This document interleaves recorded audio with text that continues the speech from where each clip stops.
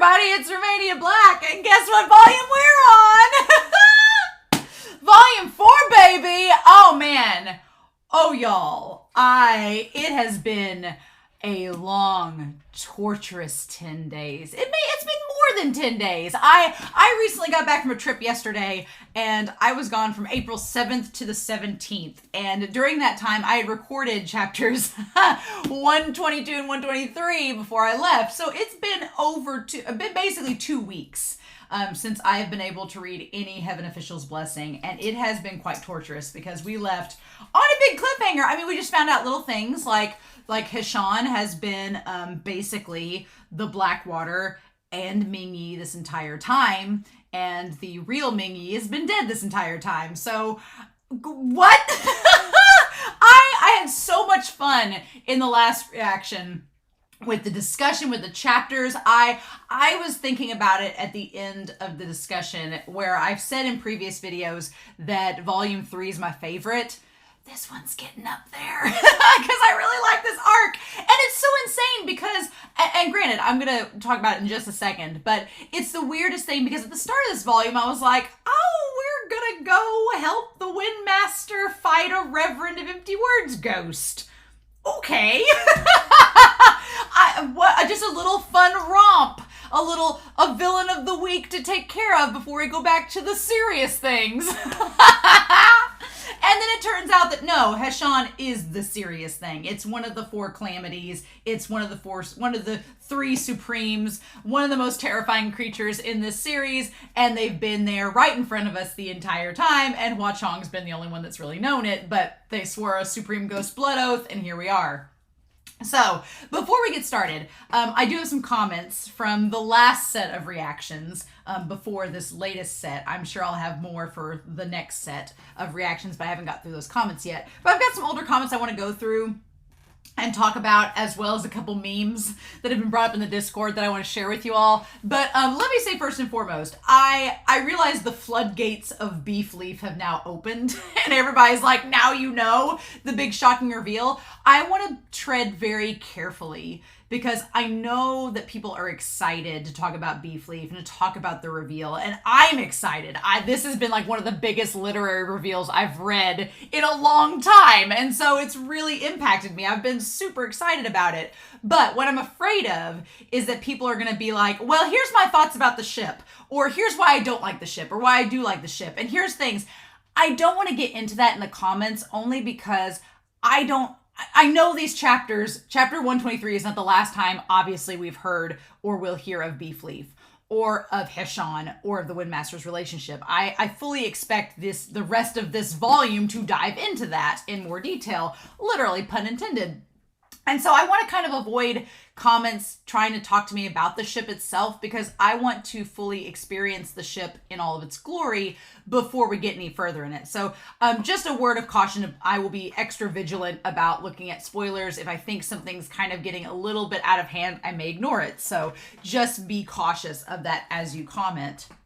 And a couple other things too, but I'll get to those here in just a second. Comment-wise, Kathy Cheng pointed out that Xuan means black in Chinese. That should have been a giveaway. And maybe not. Xuan's in a lot of names. It's even in the Windmaster's name, right? So I did wonder if people that were reading the original Chinese version were figuring things out faster than I was because they had that language knowledge. Deadly Investment talks about how Hua Cheng owns the color red. They said that in the Discord. They're like, man, Hua Cheng owns the color red. And I responded with, yeah, and Ming Yi owns the color black. And then read these chapters and was like, like, oh yeah, they really do. I like literally stuffed my foot in my mouth right before I had that revelation. It was great. Klein May Thet pointed out that Lan Jishin in Modao Zushi is kind of the ship captain for Wengshin.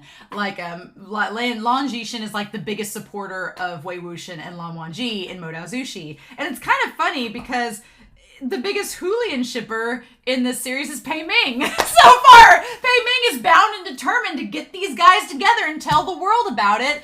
And Lan Jishin's kind of like, yes, they are together. Let's tell the world about it. So it's kind of fun, right? It's interesting. I like that they're shipping from the sidelines, right? And then Anime Annie pointed out, I was asking about sandalwood and why MXTX uses it so much as a scent. And Anime Annie pointed out that it is symbolic that Chinese Buddhism uses worship and prayer beads that are crafted from sandalwood, and that it's supposed to offer grounding, warmth, comfort, and a reminder of blessings. So it has a spiritual connection to it. That's why it's often used. Makes sense. Lan Wangji is using it a lot with Gusu in Modao Zushi. Makes sense. And then Kixkei says, now this is the one thing I do want to point out, is that Kixkei was talking about the quotation, and Kixkei was the first to point it out, and then I've seen it all over YouTube, what matters is you and not the state of you. And they were like, oh, that's an important saying. I really don't want to know that, and that's fine. Kixkei didn't know, but I've had a lot of other people comment about it, and I've just kind of ignored those comments and been like, oh, thanks, and moved on, because I don't want people pointing out like, oh, that scene's going to be important later on, or that's the most famous phrase in the story, because it's kind of spoilery. It gives me the idea that I need to pay attention to it and that it's going to come back later. And that ruins the surprise for me, because then when the surprise happens and I'm like, oh, that phrase from way back then, it won't be a surprise, because I'll be like, oh, well, there's the phrase everybody was warning me about. That's it, made the connection, and it won't be a surprise, right? So I really don't, I appreciate people trying to point that stuff out, and I don't want to discourage comments, but please make sure that you spoiler tag, or that you just save those comments until we get to the point in the story where it's not spoiling the reveal. So, like, for example, everyone was super kind and didn't spoil the reveal of Heshan being the Blackwater, and that was really amazing and awesome. So I'm going to ignore any comments that are like, oh, this phrase is important. Gonna not read it. Gonna not pay any attention to it. Gonna put it out of sight, out of mind, because I want to be surprised. And I know my brain, if I focus on something, then I will obsess about it, and then I'll figure things out and it won't be a surprise anymore. So I want to encounter this story as blindly as I can, so that I can experience it as you all have experienced it. And when people say, oh, that scene's going to be important later on, then it ruins it, right? So just don't do that, please. Or talk amongst yourselves in the Discord, spoiler tag, do all that fun stuff. But yeah, and so Dardor pointed out something really quick. This is my last comment, and then I'll share y'all some memes before we start this next set of chapters 124 and 125. But Dardor was saying that back in the chapters where Shilian first did the soul swapping spell and switched with the Reverend of Empty Words, and back Ming Yi was left with Hua Cheng knocked Ming Yi into the ground. Now it all makes sense why Hua Cheng did that, because Hua Cheng knew that Ming Yi was actually the Blackwater, and it was like, you better not hurt my boyfriend, please stop. Like, it all makes sense now, and I'm like, oh my god. So revelation, face crack of the millennium. I'm like, I'm reeling. Speaking of reeling, these three memes, I was telling you all in the last reaction that that meme where the two people are passing in cars and they're like looking at each other, like realizing who each other are. Someone actually made it. Telk Nova made it into a Heaven Official Blessing meme. There it is. That's what I was talking about. I'm like, genius. Someone else had the vision and did it. That's so cool when people when our thoughts align and our fangirling aligns and we're like, no, that meme. And so Telk Nova, you're awesome for creating this wherever you are.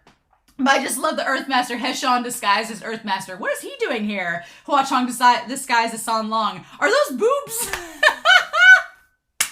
Of course. And speaking of which, I really liked this meme on Tumblr that's like, why you got boobies? Why you got two eyes? Just them just looking at each other. And it makes Hua Cheng, I went back at somebody had shared in the Discord the scene where Hua Cheng sees Ming Yi, aka Heshan, in that moment, and just Hua Cheng's face darkens like, bitch, get out. It's so great. I'm really excited at this point to see where the hell the story goes, because again, this meme, the Blackwater's the Earthmaster, always has been. Biggest reveal in a story in a long time. I didn't see it coming, and everybody in the Discord's been sharing memes of me back from previous reactions being like, Ming Yi is innocent. Don't have to worry about the friendship of Ming Yi and Xi Qingshang. Not at all. Don't have to worry about it one bit. So yeah, I thought those were hilarious, but I'm going to be honest, y'all. I have waited so long to read these next 2 chapters, and everybody's like, I'm amazed at your ability to not read ahead. And I'm like, well, I had no choice this time. I don't know if it'll happen the next time around, because this volume has been like a roller coaster. Like volume 3 was such an exposition dump in the best way possible, and I was living for it. But with each set of chapters with volume 3, it was like, whew, I need to process. So I'm going to sit down, think about this, and come back to it next week. And I felt okay doing this. This volume is like, oh, we can't stop now. We got to keep going because it's just so insane. And, so yeah, we left off with Shilian telling the Windmaster that Ming-Yi has been dead all this time. And Heshan has not only become the demon Blackwater, the ship-sinking demon Blackwater, our beef leaf ship going, or maybe not, who knows, has gone down in flames. Not only became the supreme ghost, the Blackwater, but has also swallowed up the Reverend of Empty Words, has also possessed Ming-Yi's spirit and posed as them at the heavenly realm, and has been following us the entire time. No big deal. So yeah, chapters 124 and 125. This is supposed to be a big section, actually, like 40 pages. So why not? I'm so excited, y'all. I cannot wait to get to it, but let's dive in, shall we? I thought 2 chapters would be way too little when I was mapping out this book. I was like, there's really no way around it. It's either do 2 chapters and do 25 to 40 pages, or do 4 chapters and it'd be like 80 pages, and that was too much. So, but I was like, man, I hate splitting them into 2 chapters. The only thing I hate about it is waiting. Honestly, in between. But let's dive in and God, see what happens. So we're going to start chapters 124 and 125 of Heaven Official's Blessing, and we're going to do that here in 3, 2, 1. And we're going to start chapter 124. Unravel the dead knot. The Water Master battles Demon Xuan. Oh my God, there's a trigger warning for violence. No! Trigger warning for violence. I ain't got 3 words into this chapter and I'm already dreading it. Oh my God. Oh, Ming-Yi, what are you grumbling all about all by yourself? Oh no, Shilian wanted to help him respond, but the tongue was refusing control. It couldn't be helped. His most trusted, beloved friend turned out to be the one he feared the most, hiding next to him by his side. Now that there was no one around, who knew what he was going to do? Who wouldn't be scared? Suddenly, Ming-Yi's fingers dug in. Pain flared in Xing Chang's shoulder, and he was pushed downward. A pale white hand suddenly lunged out from the creek and grabbed for Xing Chang's neck, a water ghoul. But with Ming-Yi's push, the hand missed. Then he blasted it with his palm, and screams came from the waters. The creature was probably obliterated by the blast. The Windmaster sat on the ground, having fallen over, and Ming-Yi pulled him up. Do you have something wrong with your brain? Washing your face with just any water from the BlackWater Demon lair? The Windmaster used the creek water that had been soaking the corpses of water ghouls just now to calm down, and should be feeling disgusted. Yet he had no mind to notice those details. His face and hair were still dripping, drenched like a drowned dog, lost and forlorn. He dazedly let Ming-Yi pull him up, and dazedly followed after him. Truthfully, when thinking about it closely, everything related to Ming Zhang had always reeked of dubiousness. He was the Earth Master, therefore very matter of fact. Every distance-shortening array on the road was drawn by him. That should have been his specialty technique, yet it had frequent issues. Leaving Pucci's shrine, the 4 of them were sent down to the town of Fugu for some unknown reason, and problems also occurred when both the Wind and Water Masters were being transported out of the Blackwater Island. Was it the transportation chamber that had wasted away through the years in need of repair? Was it something else causing trouble? Was the culprit behind the scenes too omnipotent? Why think so much? The simplest answer was that it was Ming-Yi who had meddled in everything. The first time the Windmaster was taken away by the Reverend of Empty Words, it was Ming-Yi who lost sight of him. The Windmaster who lost his spiritual power was also the first discovered by him, who had stayed by the Windmaster's side and knew inside and out his fears and actions. Was him, the one who knew the Windmaster's verbal password and could command the Reverend of Empty Words to threaten him to open the doors at the protection array at the Terrace of Cascading Wine. Was also him. Okay, so he was able to get in the communication array, so he knew how to coax him out. Solves that. Yep. At the time, he cracked the establishment plaque to the Temple of Wind and Water with his own hands without feeling.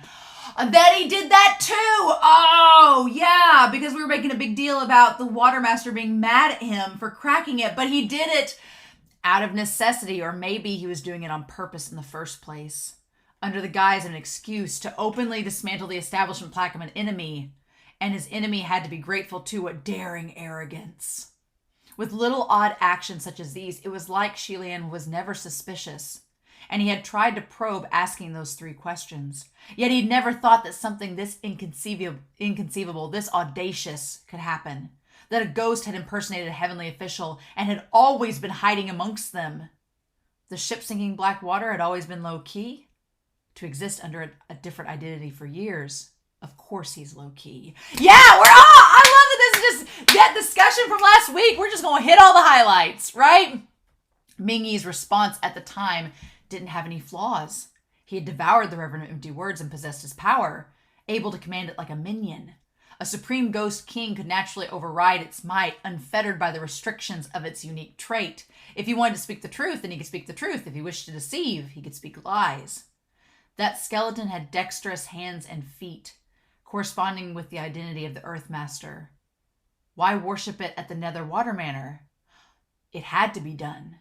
Those were the remains of a heavenly official, after all. If they were treated with solemn respect and carelessly buried, the bones wouldn't rest in peace and the coffin would not hold. Thus, he could only regard it with grand formalities and worship it within his own halls. However, what made Shilian guess his identity wasn't just this, but that lunge. The Watermaster asked why the skeleton would experience terminal lucidity. Ming Yi answered in a rush to say it was as long as this thing won't stand in my way, it doesn't matter who he is. But in actuality, what really provoked the real Ming Yi wasn't that, but the words after. Lord Earthmaster, because he was the real Lord Earthmaster. And the one impersonating was standing right before him, nonchalantly and intentionally leading them astray. Sometimes Ming Yi would also do the opposite on purpose and pull them back on track to escape suspicion. For example, he said to Hua Cheng, "You really do have spies in the heavens." Yes! Yet wasn't that spy himself? That was why Hua Cheng responds so ironically, "Don't you already know that?" implying why play pretend. However, the word spy was probably inaccurate. An agreement was more likely between those two, such as an exchange of information. The 2 Supreme Ghost Kings cooperated out of mutual benefit, so it was a win-win situation. The Blackwater snuck into the Heavenly Court and observed all the movement in the Heavenly Realm, big and small, and Hua Cheng took root in the mortal realm, expanding the number of worshippers. Besides this, whether they cooperated in other matters, it wasn't known.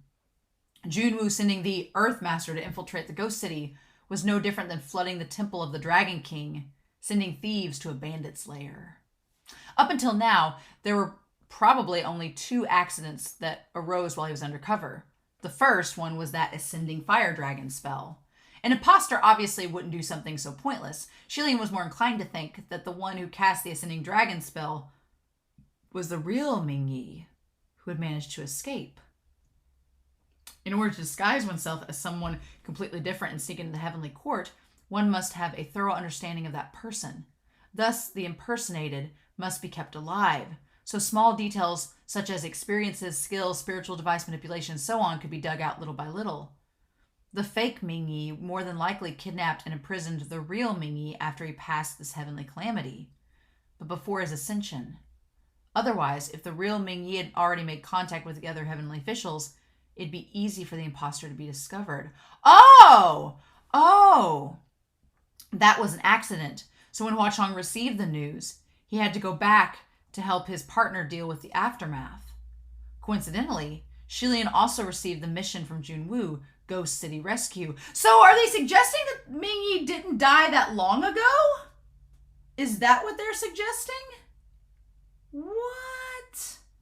Dragons controlled water and weather in Chinese lore, and this is basically saying Junwu's actions were futile. Oh, okay. But, well, he didn't think so at the time, but thinking back now, I realized maybe that operation went a little too smoothly. Shilian didn't really did rescue the Earthmaster from the dungeons of Paradise Manor. But how did he find the dungeon in the first place? Was it because he saw the cursed shackle of Hua Cheng's subordinate, the one who wore a demon mask, and then saw him sneaking into Paradise Manor? Something like a cursed shackle was a sign of humiliation, and normally when heavenly officials were banished, they would hide it away. So why did that masked man wear it on his wrist so openly? And why did he hide it afterwards? Because carelessness. The other explanation was it was done intentionally to grab Shilian's attention, so Shilian could follow along and discover the imprisoned, fake Earthmaster. The real Mingyi who had set off a distress signal was probably killed after this. Because his corpse couldn't be destroyed, but his flesh couldn't be kept to allow others to find the clues of his identity, he was dissolved to nothing but white bones. So he didn't die that long ago. Oh no. The second accident was after Shi Qingshang was spooked by the Reverend Empty Words and he sought Shilian for help. It was obvious Hua Cheng didn't want Shilian to be pulled into this affair, which was why at the time Mingyi declared coming here was not my intention. Afterwards, when they were at the Terrace of Cascading Wine, when Hua Cheng went away, it was probably to meet up with Mingyi and question what was going on. Oh! Shilian didn't have the chance to explain all this to Xingchong in detail, but the Windmaster himself must have gradually thought each detail through too, the hands hiding under his sleeves trembling. Okay, so we'll talk about this in the discussion, but basically, yeah, so there's been, okay. The first one to cross through that array to leave was Shi Wudu, and the last one was Ming Yi, so he shouldn't have been able to jump over Shi Qingchong to do anything to Shi Wudu, which meant there were three possibilities. First, Shi Wudu was sent somewhere else. Second, there was something else waiting where Shi Wudu was sent and he'd already fallen victim. Or third, Shi Wudu left on his own. If it was the first or second possibility, then there was no reason for Ming Yi to keep acting in front of the Windmaster now, searching for Shi Wudu. Having thought this far, Shilian suddenly heard Ming Yi ask, "Where's your golden locket?" The Windmaster was momentarily puzzled, but Shilian was immediately filled with dread. Ming Yi asked a couple of times before the Windmaster responded, "Huh?" Ming Yi said gruffly, "Didn't you say those 2 golden longevity lockets were forged by the golden cores of you and your brother? And if the master is hurt, they would cry?" The Windmaster told Ming Yi everything, so naturally he also knew how that spiritual device worked, which meant he was going to use the golden locket to find Shi Wudu. But my scratches are healed." "That's easy to solve," Ming Yi said coldly. Oh my god! Then he raised his arm slightly. Shilian was alarmed. Was he going to cut the Lord Windmaster? He tensed in defense. However, Ming Yi squeezed the gash on his own arm instead. The gash had already ceased bleeding. Oozed again. "Give me the locket. I'll wear it." Seeing this, Shilian couldn't help but be awed. If this gesture hadn't stemmed from the hidden maliciousness and murderous intent, then such a person would truly have been worth befriending. However, the Windmaster was still rooted to the spot, hesitant to move. The moment he gave the longevity locket, the 2 golden lockets would cry for each other. Shi Wudu would notice, and he would come for him directly. Ming Yi furrowed his brows. "Are you scared, stupid?" "No! Actually, this locket, didn't I tell you? It only works if I'm the one who wears it." "Really?" "That's right." He gripped the longevity locket tightly and nodded his head firmly. Ming Yi stared for a moment, but then seemed to abandon the idea. He looked at the gash on his own arm and didn't say anything. Just then, the longevity locket around the Windmaster's neck suddenly started vibrating. The colors of the Windmaster's face instantly changed, and Ming Yi reacted immediately, going in the direction the longevity locket was pointing without pause. The golden locket's cry meant Shi Wudu was hurt. When he entered the array earlier, he was perfectly fine, so what hurt him? Shilian could sense that the Windmaster was anxious to go, but also not. They were trapped in the illusion within the Blackwater Lake. There was no one else on the island. Pei Ming was building a coffin boat outside the boundary, waiting for their return. The Windmaster was mortal right now. If Shi Wudu was hurt, none in the heaven or earth could heed their call. If they were to give themselves up, how could they possibly escape? After rushing for a while, the Windmaster spoke up. "Ming Zhang, I think it's a trap. It's probably best not to go." "What trap?" Ming Yi asked. The Windmaster lied bold-facedly. "How can my brother possibly get hurt? It mustn't be him over there." However, Ming Yi had more reasons and rationale than he did. We're in the territory of a supreme demon king. Lord Watermaster might not have what it takes to protect himself. No matter what it is, let's go take a look first. The Windmaster couldn't think of an excuse not to go, and Shilian couldn't come up with anything either. He watched silently instead, ready to act at a moment's notice. Following the growing vibrations of the longevity locket, the two walked closer and closer to the target. They saw Shiwudu lying on the ground, scruffily curled up, holding his stomach, looking to be in immense pain.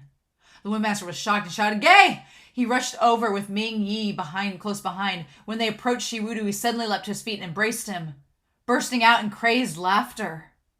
Fully enveloped in his arms, the Windmaster was exceedingly bemused, and only then he realized the man bore a twisted face. It wasn't Shiwudu! It was an insane maniac dressed in Shiwudu's robes wearing that golden locket. No! He hadn't opened his mouth to speak when Ming Yi, who was next to him, suddenly collapsed. A small, ball-sized black hole appeared on his chest, spilling fresh blood. A figure in white leapt off a tree and grabbed the Windmaster and ran, shouting, "Run!" Shilian looked closely and saw this was the real Shiwudu. "Oh, gay!" "Oh," Shi Ching Chong exclaimed. Shiwudu barked in a low voice, "Don't talk and come with me. He's no good." In a flash, Shilian understood. It turns out Shiwudu wasn't one to be underestimated either. The moment he walked out of the transportation array and saw he was still in the Netherwater Manor, he already knew something was amiss. He didn't think things as complicated as Shilian did, and he was much sharper. The first one he suspected was Ming Yi, so he hid to make himself invisible, watching from the shadows to see just what he was up to. He was probably sent to a different location than the Windmaster. Otherwise, he would have taken the Windmaster along to hide with him. After finding Ming Yi and the Windmaster together, he dragged a maniac over, dressed it in his outer robes, and put the golden locket around its neck, and then smacked it with a blast, garnering Ming Yi's attention, and first before ambushing. It was a rather ruthless move. There wasn't any solid proof that Ming Yi had did anything, yet Shiwudu was going straight for his life. The Windmaster couldn't help but look back, and when he did, he saw Ming Yi, whose heart was now blasted through, lie for a bit before sitting up. He stoically lowered his head to look at the bloody hole before slowly rising to his feet. Oh my god! Ah! Shilian could feel the Windmaster's blood run cold all the way to his own heart. Even for heavenly officials who could move so easily after being struck like this, it had to be something inhuman. The two brothers dashed for a while when suddenly the hairs on Shilian's neck stood. He shouted, "Watch out!" He pulled the Watermaster. With a sharp whistling sound shot through the air, the chillingly flashing by. If it wasn't for Shilian's tug, the Watermaster would have lost his head already. It was those invisible creatures from the water's reflection. Shiwudu cursed. He flipped out of the Watermaster fan and swung, and several thin and long water arrows jetted out through the waves on the surface of his fan, encircling their bodies, forming a protective circle. Now those invisible creatures couldn't do anything to them. The two continued to flee, and the Windmaster couldn't help but look back again. This time he could feel chills down to his spine. He's catching up! Sure enough, Ming Yi was only about 20 feet behind them, walking forward slowly. Although it looked like his steps were slow with every step, the distance between him and the two would be instantly pulled closer. Looking like several more steps, he could touch the hem of their robes. Oh my god, it's just like in Volume 3, when he was catching up through the forest, when Shilian was like bursting through the forest at lightning speed. Oh! Shiwudu never looked back, but with one more swing of his fan, 20 to 30 more razor-sharp dragon water arrows shot from the surface of his fan. Even though they were made of water, they ripped through the air like steel blades. With another swing, their numbers doubled. Fanning a few times, hundreds of water arrows jetted towards Ming Yi, attacking him from all around. But with but one misstep, his body would be pierced with holes. Yet Ming Yi caught the first water arrow with his bare hands and yanked it like a rope. And the Watermaster fan was snatched out of Shiwudu's hand. The moment the fan left his hand, the water dragon arrows that were dancing wildly in the skies instantly dissolved into drizzles, falling from above. Shiwudu abruptly stopped in his step and looked at his hand in disbelief. Hundreds of years. And this was the first time anyone was able to take the Watermaster fan from his hand. He knew he couldn't escape anymore, and finally looked back. That Ming Yi was walking towards him with steady steps. His entire person seemed to be going through an intricate transformation. Oh my god! Oh my god! With each step, a change happened. The already blanched face seemed to become even paler. with the same bloodless translucence as Hua Cheng. His forehead became sharper, his brows deeper, which naturally made him appear even more somber. The hems of his once plain black robe silently and inconspicuously grew patterns of waves, woven within thin threads, shimmering with mysterious silver glow. Once he had arrived before the Wind and Water Masters, his face was about the same, but he was already a completely different person. The Earth Master wasn't a martial god, so he was no good at martial arts. His spiritual powers average. However, obviously neither of these points applied to the one before them now. "Just who are you?" Shiwudu demanded cautiously.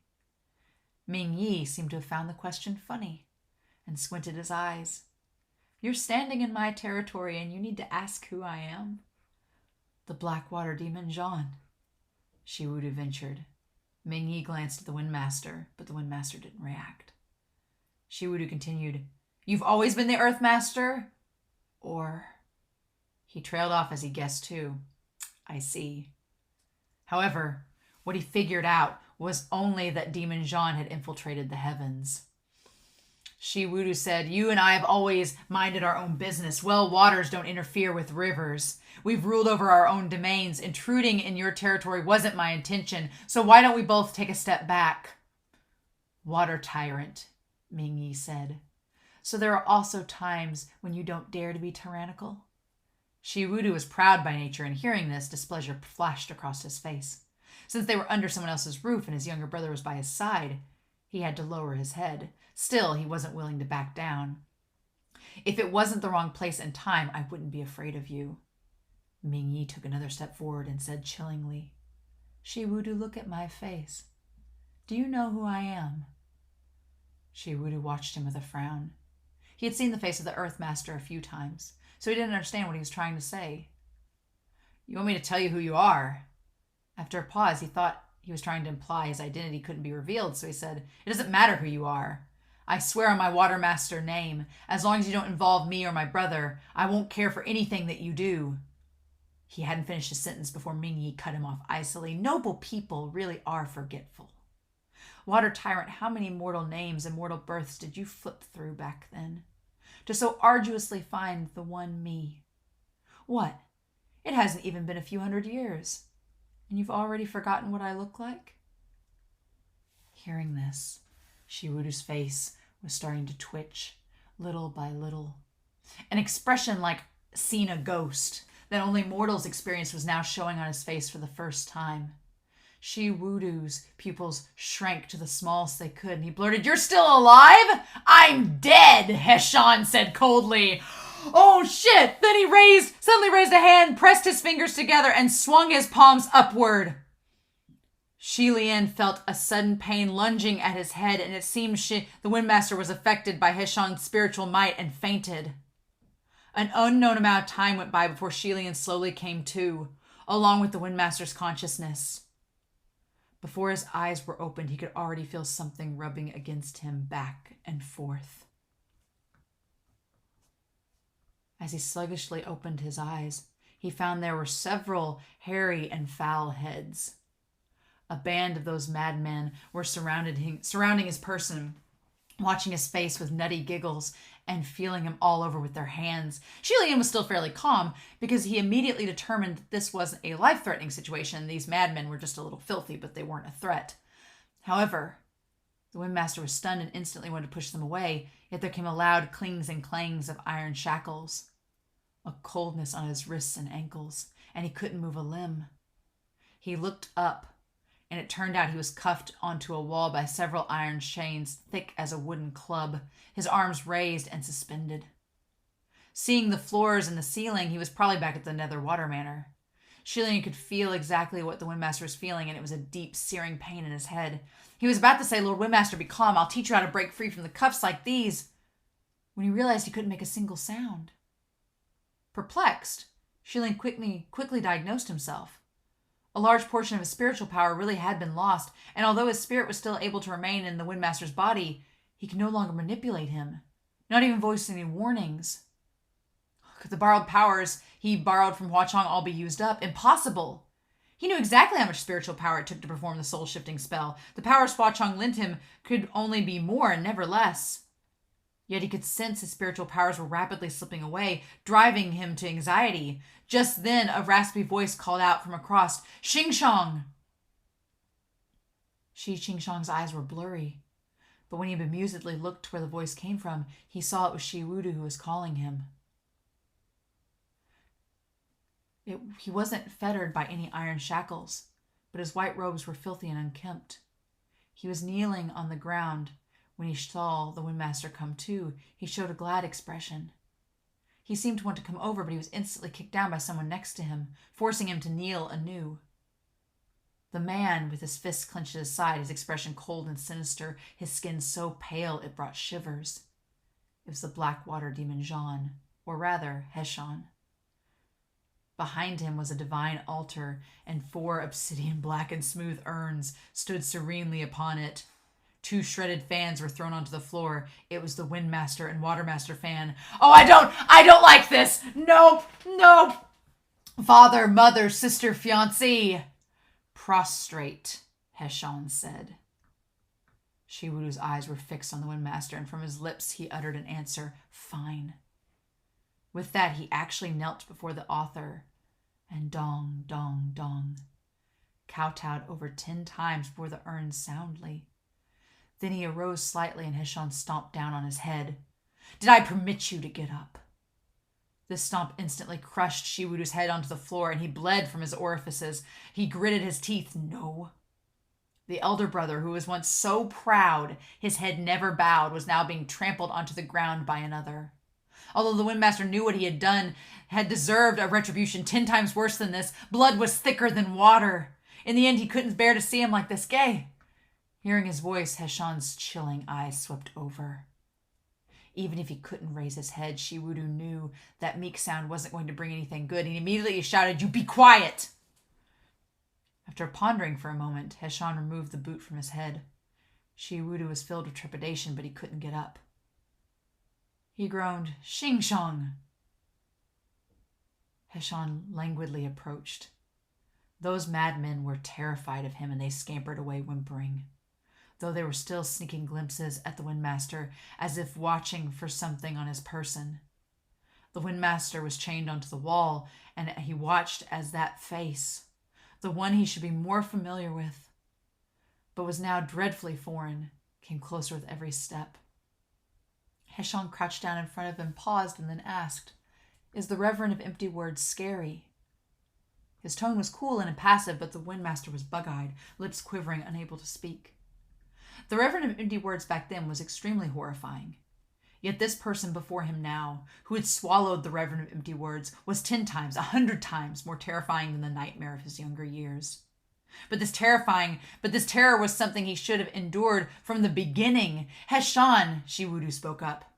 "A man must answer for what he has done alone. It was my idea to use you to prevent his misfortune. This has nothing to do with my little brother." Heshan sneered. Nothing to do with him. He stared at the Windmaster, unblinking, enunciating each word.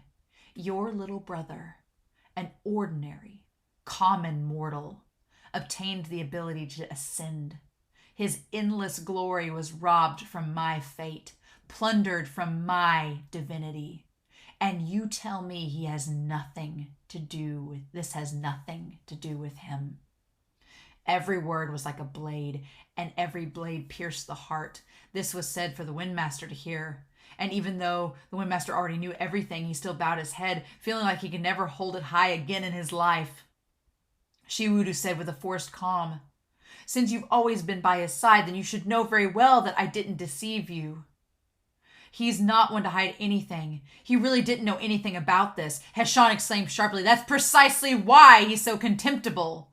Why is he allowed to know nothing?" The Windmaster's head was bowed even lower. What right did he have to suck another's blood, trample another bones, to reach the skies, and still maintain peace of mind, enjoying all such luxuries without any sense of burden? Heshan added, "He didn't know then, but is he still ignorant now?" The Windmaster looked up and said with a quivering voice, "Mingzhong, shut up," Heshan shouted. His face was almost savage. When Xingshang saw, a cold shiver went down his spine and he fell silent. Heshon whipped around and started pacing back and forth within the hall of the Nether Water Manor, growling, "I've given you chances." "Oh, shit! Okay!"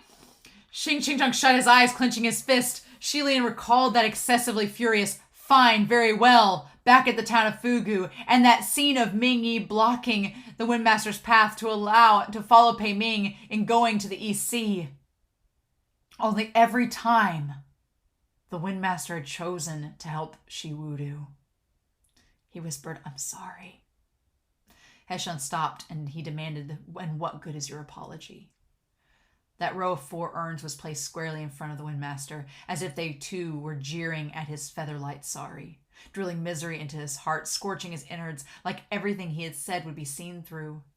The Windmaster begged, "I know it's futile, but what?" Heshon said coolly. "You know it's futile, but you still want to express your utmost sincerity, hoping you can move me, that I won't let go of this grudge and dissolve this resentment." The Windmaster hastily, "No, that's not what I meant. It's just, I really am very sorry I wronged you, really. Ming, young Master I know both my brother and I are in the wrong. At this point, there's no turning back, so..." Heshon was listening intently. "So?" Yet at this very moment, any more words would only sound weak and pathetic. The Windmaster tried desperately to come up with something, but drew a blank, unable to continue. Heshon said coldly, "Well, talk. Why did you stop? So are you willing to die for your sins?" The Windmaster was taken aback. Shiwudu couldn't listen anymore, and he shouted, "Heshon, the offender is me! It's the Reverend of Empty Words. Xingqiang's sin doesn't deserve death. You and who in my family has sinned?" Heshon countered. "Who in my family deserves death?" Shiwudu choked. "Go on, tell me, are you willing?" "I am," the Windmaster whispered. Hearing this, Heshon sneered. Since the Windmaster had his head bowed, Shilian couldn't see his expression, but even if he saw, he probably wouldn't be able to tell what he was feeling right at this moment. Then Heshon walked away with his fists by his side. That band of madmen saw him leave and came to surround him once more, hugging Xingqiang's arms and thighs, refusing to let him go. Some were also pulling his hair, some hooked around his neck, and each of them with a mad glint in their eyes, as if they wanted to stuff him alive into their stomachs. Even though Shilian had lived among the homeless before, he too felt his blood run cold, and he wondered, just who are these people? Did the Demon Xuan collect such a group of madmen here? Why?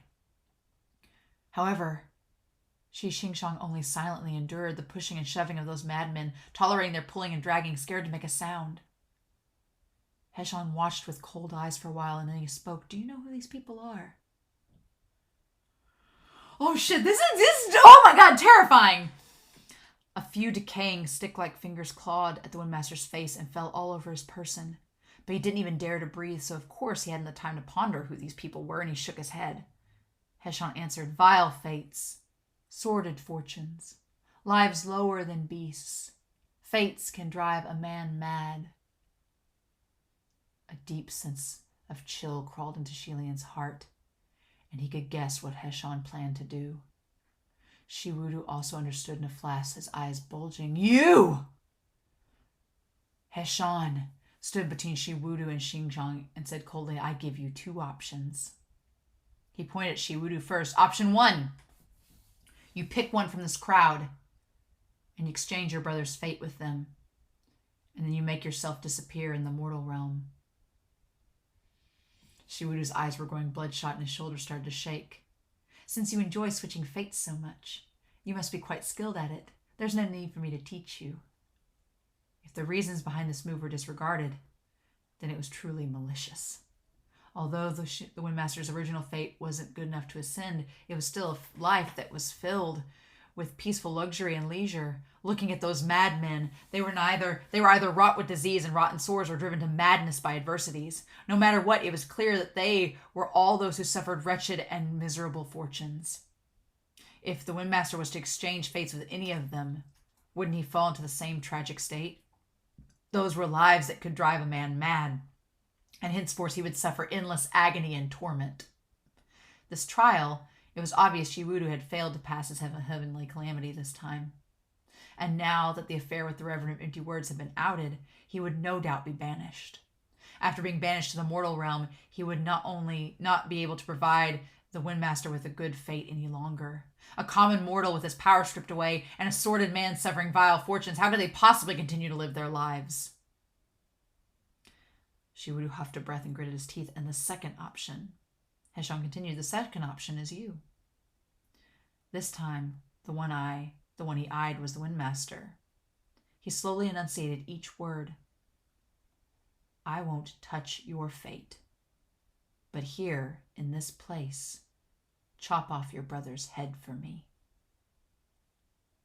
He threw a rusty blade onto the ground. The Windmaster stared at the blade, his eyes wide. Heshon continued, then, never show yourself before me again, and I will pretend you've never existed in this world. A hatred so deep that it had seeped into his bones for hundreds of years finally erupted at the peak. Anyone could see the color of fervent madness burning in his eyes. Anyone could see that he wasn't bluffing. After a moment of silence, Shiwudu croaked, I'll end it myself. Let me do it myself. You've no right to bargain with me, Heshon said. Shiwudu looked at the Windmaster and mumbled miserably, you're asking for our lives. The Windmaster, however, wasn't as despairing as he was and said hurriedly, Gege, let's choose the first option, the first one. A moment later, Shiwudu calmed down. No, I choose the second one. Why the second option? Can we not both live? Gay, I can't do it. I really can't. Shiwudu said furiously, quiet, don't you understand? You have me lose everything and watch you become a grimy creature. You think I can do that? Why don't I just go ahead and die from madness? Gay, never mind. Living is still better than death. Besides, really, if you think about it, we've lived hundreds of years already. It's time to, as he talked, he seemed to remember just how well he had lived these past few hundred years, and he was so ashamed he didn't dare to continue. Heshon was still watching them coldly. Shiwudu finally crawled to his feet and grabbed that blade, spotty with rust, and stumbled to the wall side. He grasped his younger brother's shoulder and said, come. He whispered harshly, go find General Pei. Ask him to take care of you. That blade was terrifyingly heavy and covered in rust. Never mind killing a man, even killing a chicken would be difficult. If this blade was used to cut off anyone's head, both the executioner and its target would suffer great pains. Xing, the Windmaster, was so horrified he couldn't keep a hold of it, and his hands dropping it a number of times to the ground. Never mind, Gay, never mind. Didn't you tell me yourself? Everyone only cares for themselves in this world. Why would anyone take care of us? Haven't we always taken care of each other? Don't give me this thing. Don't give it to me. Xing, don't be so immature. Then he smiled bitterly. Your brother's been named the Water Tyrant. You know this. Having summoned so many waves over the years, there's at least 1,000. I've enemies covering the heavens to the earths. It'd be easier if I die. If I die, then nothing else will happen to you. If I don't die but have nothing, then truly it is a fate worse than death. If I'm not the water god, I can't take care of you. I won't even be able to protect myself. I'm scared that we won't even last 2 days. Take it! The Master was going to weep from horror and cried uncontrollably, no, I can't, Gay, I can't, I really can't, don't force me, don't give it to me, please, help, help, help. He started screaming with every fiber of his being until he was hoarse, crying for help. This is absolutely awful! Shiwudu exclaimed, it's all right, don't be scared, Xingshang. This won't hurt as much as exchanging fate or stripping spiritual power. Heshon had been infinitely patient up until this point. But now he suddenly kicked out. Without warning, Shiwudu was knocked to the side and he spat out a mouthful of blood, tumbling to the ground, unable to get up. The Windmaster yelled from the wall, Gay! Heshon said chillingly, quiet, enough of that disgusting display of brotherly love. Open your eyes and see where you are. No one will be moved by you here. Unexpectedly, Shiwudu puked out mouthfuls of blood, and he suddenly leapt to his feet and grabbed for the Windmaster's neck. Shilian was stunned, feeling his breathing stop and blood rush to his head. Gay! Shiwudu gritted through his blood-covered teeth. The Windmaster, I can't leave you alone like this. If I die, there's no way you'll be able to survive in this world. You might as well come with me. Then he exerted more strength in his hands and gripped harder. The Windmaster's sight was going dark, and dying groans were escaping from his throat. Shilian was shocked to the core. Was the Lord Watermaster really going to strangle the Lord Windmaster to death? Suddenly, the pressure on his throat disappeared. Fresh air poured in, and the Windmaster coughed unceasingly from the choking, finally catching his breath. Heshan was standing right next to them, and it was he who had ripped off Shiwudu's 2 arms from the elbows down that had previously been wringing Shi Qingshang's neck. He said coldly, "Did I give you a third path?"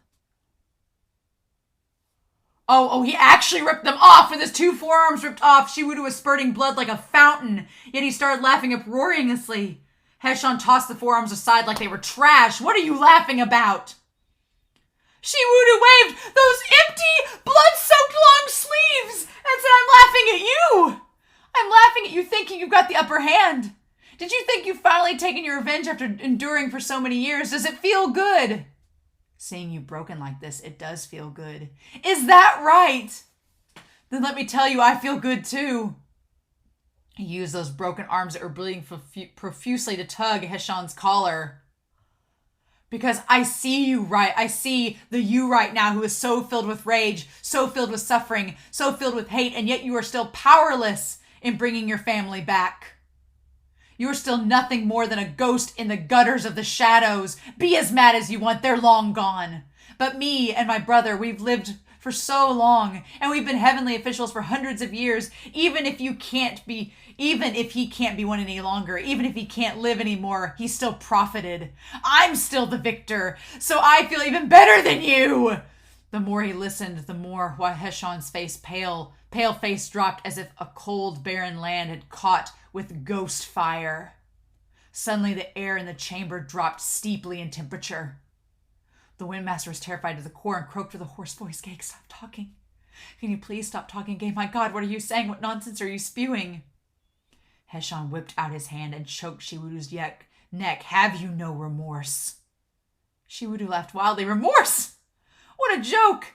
And to think you're Supreme Ghost King, the ship sinking Blackwater. You want to talk to me about remorse? Let me tell you, there is no such thing."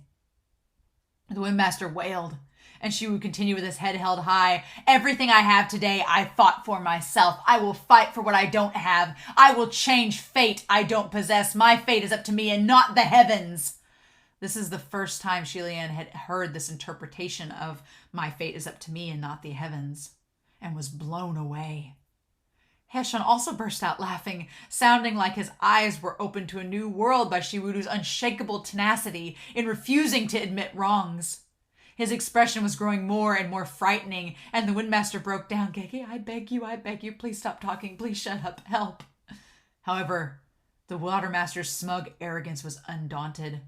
"Xingshang, Gege will go ahead first. I will wait for you down below." Before he finished his sentence, Heshan placed his hand over his head and gripped his hair. The Windmaster's soul was going to leave his body. The iron chains banged and clanged against the wall madly. Mingxiang, I'm sorry. We're the ones who sinned. We're the ones who are wrong. It's my fault. My brother only did what he did because of me. My brother's gone mad. He's crazy. Can't you see? You. He wanted to beg. He wanted to pray for mercy, but his pleas wouldn't leave his lips. And he could only use his eyes to kowtow. Heshan watched him, and in a fleeting moment, he seemed to have remembered something. He calmed and stopped. Seeing this, it was like there was a thread of hope. Xingshang let out a breath of relief, tears finally rolling down. Before he could speak, he heard Heshan's cruel voice. "You've called the wrong person." Then his hand shot up and he wrenched Shiwudu's head from his neck. "Oh my God! Oh my God!" Ah! With the head separated from the body, blood erupted from the clean breach of Shiwudu's neck, spraying far onto Xingshang's body and face. Finally, the Windmaster couldn't take it anymore. He started screaming like he was crazy. To see a headless corpse stand without collapsing, those madmen found it incredibly interesting. They were all crazed with delight, spinning around him in circles, their bare feet smearing bloody footprints all over. They clapped and cheered as they spun. Yo, he's dead! He's dead! Dead! Xingshang screamed for who knows how long, screamed until it felt like his soul and spirit had fled, and he couldn't remember when he had stopped. When he regained his awareness, he was already a lifeless heap on the blood-soaked floor. Heshan was standing not far from him with Shiwudu's head, his eyes round and wide dangling from his hand. He was looking down the Windmaster, watching from above. A moment later, Heshan asked blandly, "Do you have anything else you want to say?" Shi Qingzhang's eyes were dead, his gaze unfocused, and he stared at that row of urns atop the altar before him, and those two shredded fans on the ground.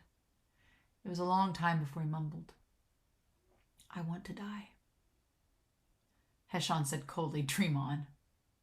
Then Heshan extended a hand towards him, and the Windmaster closed his eyes. At the same time, Shi Lian's soul was suddenly yanked out and thrust upward. When he fell back down and reopened his eyes, he was lying limply in the embrace of a red-clad man, with one hand gently grasping his chin. Oh, shit! Woo! With one hand gently grasping his chin, Hua Cheng was kissing him deeply. Oh my god! No wonder Shi Lian felt the spiritual power supporting the soul-shifting cells slipping away so rapidly. It turns out Hua Cheng used the fastest and most effective way to suck out all the powers he lent Shi Lian, and successfully brought Shi Lian's soul back into his own body. Oh my god! What the fuck was this chapter?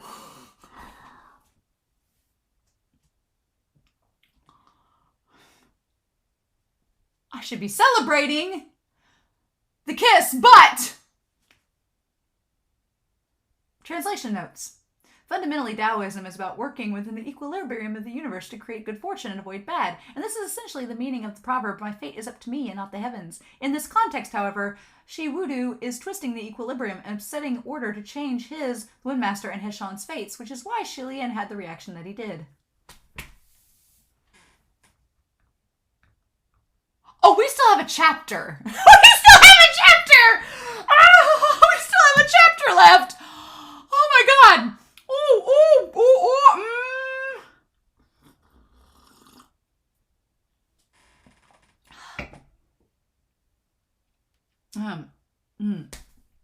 Seeing Shi Lian come to, Hua Cheng parted his lips slowly, seeming to pull away. However, under such dire circumstances, Shi Lian couldn't care that much anymore. He raised both his arms, circled back them around his neck, and moved to suck back the spiritual power that Hua Cheng had sucked away! Oh my god! Clearly, Hua Cheng hadn't expected him to do this, and it took him by surprise as spiritual power slid back the other way. We're just gonna have this make-out session to like, try to get back. Oh my god. Afraid he was going to break away, Shi Lian cupped his face with his hands, flipped their bodies over, and pushed Hua Cheng onto the ground, pressing him down. A wave of cool current poured into his body and streamed down his throat into his stomach, warm and pleasant. Just then, the wooden door of the Pucci shrine opened up, and a giant green caterpillar-like shadow crawled out of the shrine. What the fuck? Which son of a bitch is this bold? A thieving punk? You dare to come to my house and steal and disturb my slumber? This ancestor's gonna show you a thing or two. He trailed off when he saw the two outside the shrine, who looked like they were wrapped in each other's arms, kissing fervently and passionately, their silhouettes overlapping, one red and one white. Who else could it be? Instantly, he shrieked. Hua Cheng raised his hand and was going to grab for Shi Lian's shoulder, but hearing Qirong make noise, he turned his wrist. Qirong yelped as he was thrown back inside, and the door slammed shut behind him with a bang. Only then did Hua Cheng roll them over again and pressed down Shi Lian's body. He lifted his face, breathing harshly, his eyes dark and shimmering. "Your Highness." Shi Lian didn't have time to explain. He lifted his arm and hooked them around Hua Cheng's neck, pulling him down once more. Having sucked enough spiritual power, he choked a cough before crying, "Soul-shifting spell!" This time, however, just as his soul was pulled out, before he was even thrown upwards, it was there, like there was a wall blocking him, and he was heavily rebounded back into his own body. And shocked. Opening his eyes, above him was the still starry night sky and the anxious face of Hua Cheng. Shi Lian sat up and hugged his head, murmuring, "I can't pass through anymore." Did the Windmaster die? Or did BlackWater Demon Xuan reinforce his barrier? No matter what, either way, he couldn't return to Windmaster's body. Even if he was to hurry to the South Sea, he'd for sure be too late. Seeing him bemused, Hua Cheng said, "Your Highness, I'm sorry." Shi Lian looked at him. Hua Cheng added, but outsiders couldn't possibly interfere with this affair. Shilian waved his hand. You don't need to apologize. Truthfully, even if I'm there, I won't be able to do much. With the soul-shifting spell, he could only enter the Windmaster's body. However, the Windmaster was no more than mortal. And even if Shilian could help him break free of those shackles, how could he possibly fight against the master of the Blackwater Demon Lair? Even escape was impossible. After he gathered himself, Shilian swiftly returned to the spirit. I like that they ignore the making out. We're not even going to bring it up. We're not even going to bring up the fact that they were tossing and turning on the ground and Shirong thinks that they are now in the throes of passion. Not going to bring it up at all. Not going to worry about it. He gathered himself and Shilian swiftly returned to the spiritual communication array of the heavens. Ling Wen, have you all set off? Your Highness, Ling Wen exclaimed. How come you just went silent for such a long period of time? We've already dispatched a number of heavenly officials over to the Black South Sea. His Highness Qi Ying returned. So you'll set off in a bit too. Qi Ying is Xingzhang, is Yizhen. But the Blackwater Demon Lair isn't easy to enter, so who knows when we'll find them. Shilian croaked, wait, I'll go with you all. Maybe I'll still remember the way, but I'll need to trouble you to send someone to pick me up from Pucci Shrine. Very well, he's arrived just now. Slightly taken aback, Shilian turned his head. Hua Cheng had disappeared. But two junior officials had come forward from the Pucci Shrine. Behind him followed a tall, wavy, black-haired youth. A tall, wavy-haired black youth. It was Chuan Yizhen. Shilian inclined his head to greet him. Chuan Yizhen didn't understand formalities, so he didn't reciprocate the gesture. But Shilian didn't mind. He looked around but didn't see Hua Cheng's shadow anywhere. And he understood that Hua Cheng was giving him room to deal with this affair. The two of them and the junior officials left for the South Sea. Following Shilian's suggestion, they went out of their way to gather over 10 hefty coffins that had carried the dead to prepare for any unexpected situations. After the ship flew through the waters for over 6 hours, they ran into a bizarre sight upon the surface of the sea. A number of corpses of giant skeleton fish were floating on the sea surface, and they collided with the ship. Many heavenly officials were instantly alarmed. Are we there? That can't be, Shilian said. If we've already entered the Blackwater Demon's lair, the ship won't keep afloat on the water and still move this quickly. However, this was clearly the remains from General Pei and the Watermaster's battle that night before. Chuan Yizhen was perched on the side of the railing of the ship, maintaining that high difficulty position when suddenly, there's a black island ahead. Is that the one? Shilian focused his eyes, and sure enough, there really was a shadowy island. Also from afar, it did resemble Blackwater Island. Shilian frowned slightly. It really does look like it, but how can it be found so easily and the ship didn't sink? Everyone remained vigilant. This might be a trap. But just as the words left his lips, he realized it wasn't a trap. On the beach, there was a figure under the bright sun, slashing at logs with sacred swords meant for killing enemies, making coffins. On the side, there were already 3 completed coffins, and he was making a 4th just then. Shilian immediately started waving, General Pei! It's General Pei on the island without a doubt! The ship immediately changed direction and swiftly steered over. When Pei Ming saw the reinforcements had arrived, he didn't appear particularly delighted. Instead, he threw the sword on the ground, rubbed the nose, and said grim, You all just had to come as I was finishing making these. What the heck? It's already amazing that anyone even showed up, Chuan Yizhen said. When everyone heard it was to save you, no one had time! Pei Ming bore an expression like he didn't want to bother with children. And he turned to Shilian, Your Highness, you went back first. How'd you build this ship? How can it float on the waters of the Demon Lair? I don't think it's the ship. The curse of the Blackwater Demon Lair has dispersed, Shilian said. Taken aback, Pei Ming tested it with his sword, and sure enough, with but one swing of a field of large trees fell, his spiritual powers had returned. Speechless for a moment, Pei Ming shook his head. Had I known, I wouldn't have worked so hard to build these coffins. It was true that he did labor tirelessly all night. He made coffins for 4, but 3 of them were now useless. The group of heavenly officials entered the island and ran straight for the heart of the forest. The little ghost ambushing in the woods had never seen such a battle formation and were all scampering away in terror, fleeing left and right and center. Once they reached the Blackwater Lake within the trees, they didn't run into any invisible creatures. Without the disturbance of foreign spiritual barriers, after some examination, they were able to break the boundary, disperse the illusion, and soon enough, the Iron Prison and the Netherwater Manor appeared before their eyes. Once they entered the Netherwater Manor, Shilian collected the remains. of that black-robed skeleton and tucked it away, holding it in his hands as he ran all over the place. Soon they found the great hall. Upon the mottled wall, the 2 bloody steel shackles were already empty. A headless corpse laid on the floor in the middle of the hall, its blood already run dry, and a group of madmen were throwing random objects at it. The moment the heavenly officials entered, the group of maniacs became even more excited. When Pei Ming came in, he was stunned for a good while before he dared to recognize who that corpse belonged to. Shaken, he exclaimed, "Watermaster Zhang!" Shilian was already knowledgeable about this and instructed, "Will everyone please search here and over this entire island for Lord Windmaster or his corpse?" However, no matter how they looked, there were no traces of the Windmaster on the island. Had the BlackWater Demon Xuan taken the Windmaster away?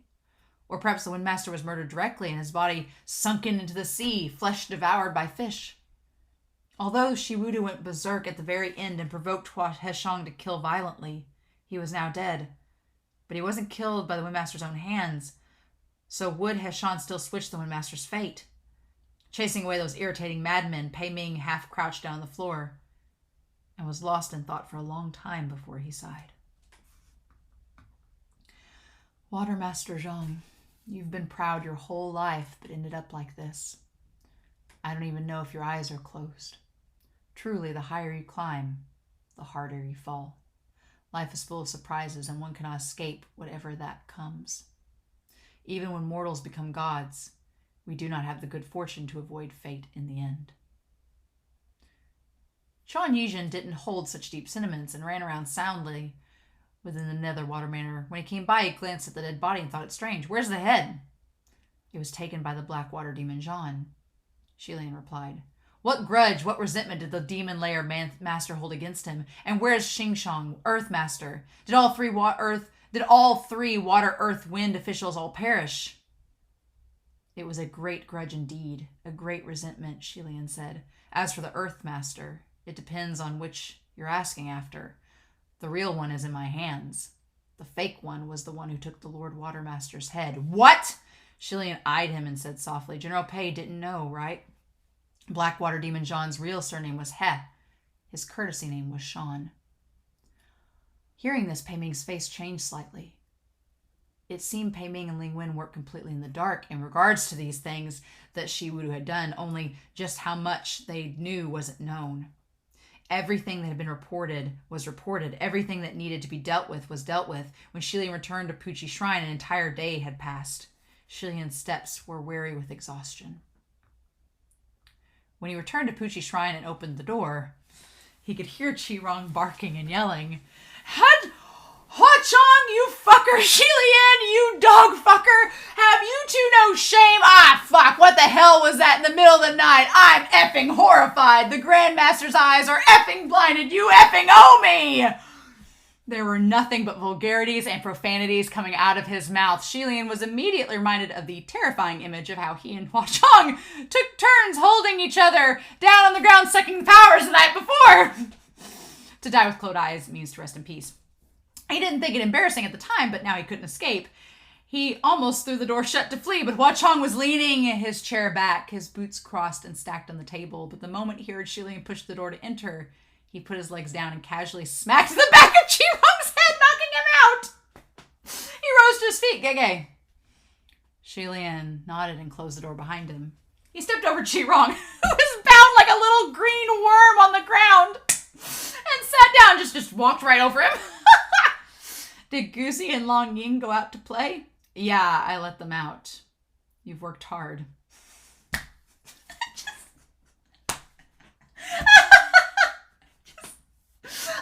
We'll talk about this in discussion, but this whole scene, what the fudge? "No, you're the one who worked hard," Shilian said. Hechong smiled and he said, "I had thought Gege would blame me." Shilian shook his head. "San Long doesn't need to think so much. I really don't. In fact, you were right about this whole thing. Outsiders really can't possibly interfere." After some thought, he still asked, "San Long, what do you think that BlackWater Demon Xuan will do to the Lord Windmaster?" Hua Cheng was silent for a moment before he answered, "I don't know either. BlackWater is someone rather eccentric.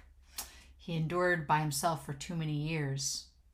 No one can know what he's thinking. No one can know what he's thinking. Shilian suddenly remembered that this was also the same remark many of the heavenly officials in the upper court had given regarding the crimson rain-sought flower. Ship-sinking Blackwater emerged from Mount Tonglu, slaughtering millions of ghosts.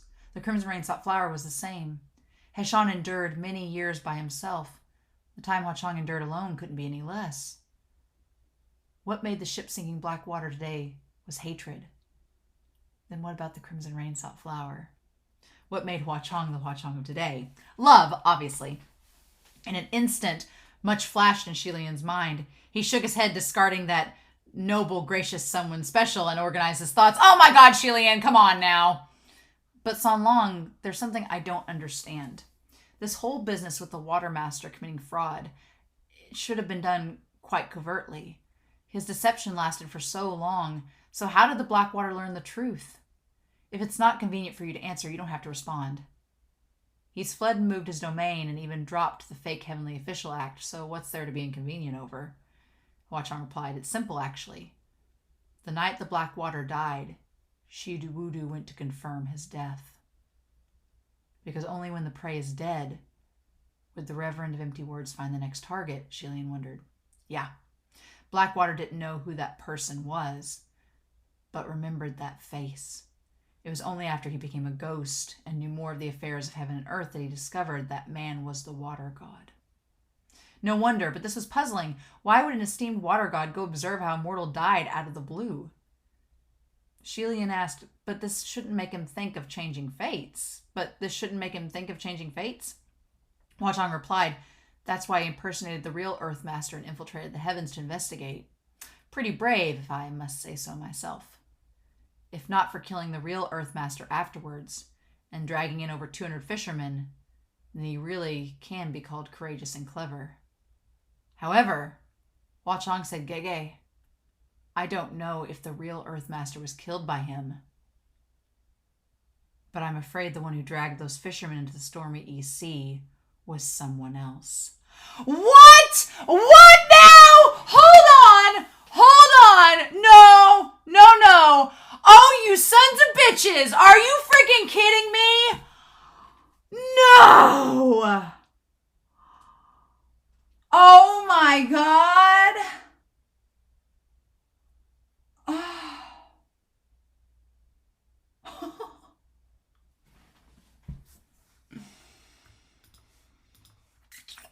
Uh-huh.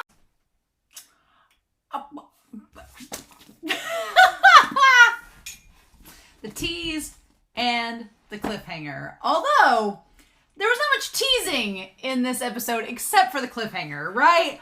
I don't know how to feel. But being honest, I have so many thoughts about the Blackwater. About their relationship with the Windmaster and the things that were said. The fact that Shiwudu's dead, decapitated, gone forever, that they're just dead and gone now. That's a thing. That the Blackwater has like ran off with the Windmaster. I have thoughts. I have theories. I don't know if they're right or wrong.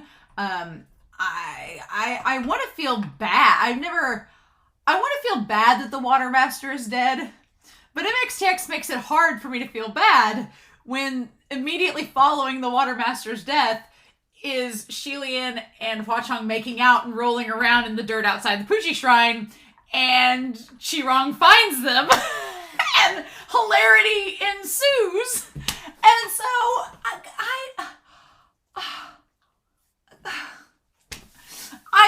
there's so much craziness, and there's some unreliable narration going on with these chapters because Shilian set stuff up, and a lot of it is confirmed, but then there are things that don't quite add up that are weird now, and then Hua Cheng has complicated them even further, which makes me have other theories. So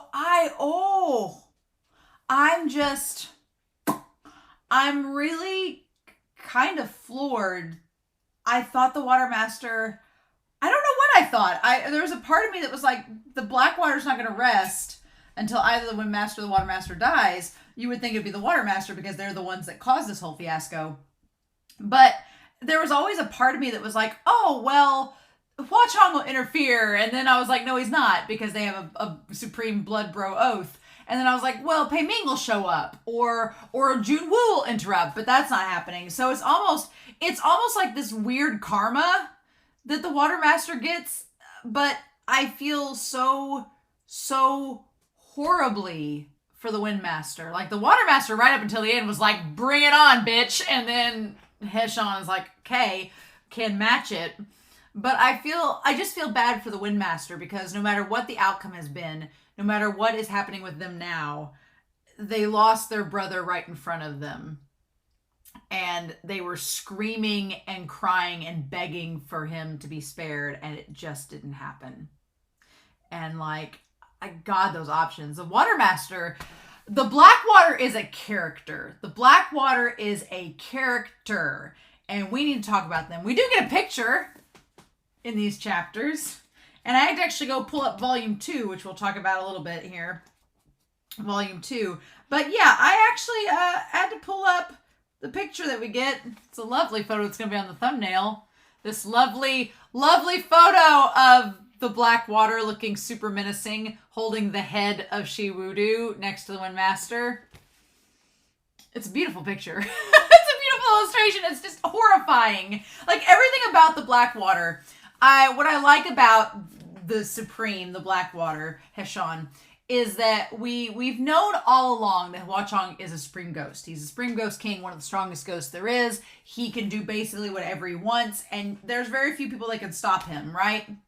But because Hua Cheng is so devoted to Xi Lian, it always feels like Hua Cheng holds himself back just a little bit. He doesn't go all out because he's protecting the man that he loves, and he doesn't want to frighten Xi Lian. And he thinks that if he shows off all of his ghostly powers, he won't be attractive to Xi Lian. So he holds himself back. Heshan does not. And in these chapters shows exactly how terrifying a Supreme Ghost can be. I would argue, they label him eccentric in this book, in these chapters. I would argue all the Supremes are eccentric. You have Hua Cheng, who has fashion kink. He Cheng, who has some kind of kink. We'll talk about it. And then Bai Wusheng, that is just eccentric in their own right. So yeah, and then there's Qi Rong, who's just so garbage. Oh my God. There's a couple of those passages I want to read like in a very serious tone because they're so damn funny. I feel like MXTX is like, okay, we just gave you some hard, heavy stuff to deal with. Let's lighten the mood. Right? Oh my God. And there were parts of that first chapter. That chapter 124 is a long chapter. A long chapter. I was sitting there going, wow, this has gone on for quite some time. There is a lot happening in that chapter. And it was just getting tenser and tenser. And just the pages, the dialogue, it was just oozing with dread. And you just, as a reader, you get sucked in. Like, I felt myself getting drawn into the text. But this is interesting because it's like, just when you think you figured it out, just when you think, oh, checked off all the boxes, done, figured it all out, there's little things that don't quite add up. And MXTX is like, well, you figured out like 70%, but here's the 30% you haven't gotten yet that's actually going to be really important later on, as I'm sure it will be. So I'm like, So I wanted to bring Whiteboard Kun up and say, okay, we need to talk about this whole thing because the Blackwater is complicated, right? The Blackwater's interesting. We'll bring old Whiteboard Kun up here. And I want to talk about the Blackwater specifically. Oh, Heshan, who was fueled by hatred. Fueled by hate of the Water Master and the Wind Master. Honestly, Pei Ming brings up a really good point. I can't believe I'm saying that out loud. But Pei-Ming brings up a really good point later on in this chapter when they're like, so the water, wind, and earth masters are all dead or have been misplaced? And Xilian's like, yeah, kind of. That's a really scary thing because like 3 of your elemental gods in the heavenly realm are suddenly like null and void. So what do we do with that? Like, is that feels like a big power gap that's now just opened up for anything to crawl into. How are we going to cover that? So I feel like Junwoo right now is in the temple, just like stroking his forehead and like putting out like 6 Excedrin and being like, I gotta deal with this now. Like that just seems like a big old thing, right? Especially knowing that the Earth Master is dead, the Water Master is dead, the Wind Master's MIA, which I have theories about where the Wind Master is. We'll talk about those. I'm not very happy with those theories, but we'll talk about them when we get there. But yeah, the Blackwater was just fueled by hate. And Xilian, our precious summer child, our sunflower bean, is like, well, Heshan was fueled by hatred. I wonder what Chong is fueled by, as he stares with heart eyes at me from across the Poochie Shrine. I'm like, come on, Xilian. You've made out with him so far. Figure it out. Although, here's the thing. I will make note. That whole tryst on the ground where they were making out, Xilian does come back to it and he was like, ooh, that was a thing. But he doesn't run away screaming. Doesn't say, I'm sorry, and runs away. Doesn't get overly freaked out about it. So what do we do with that?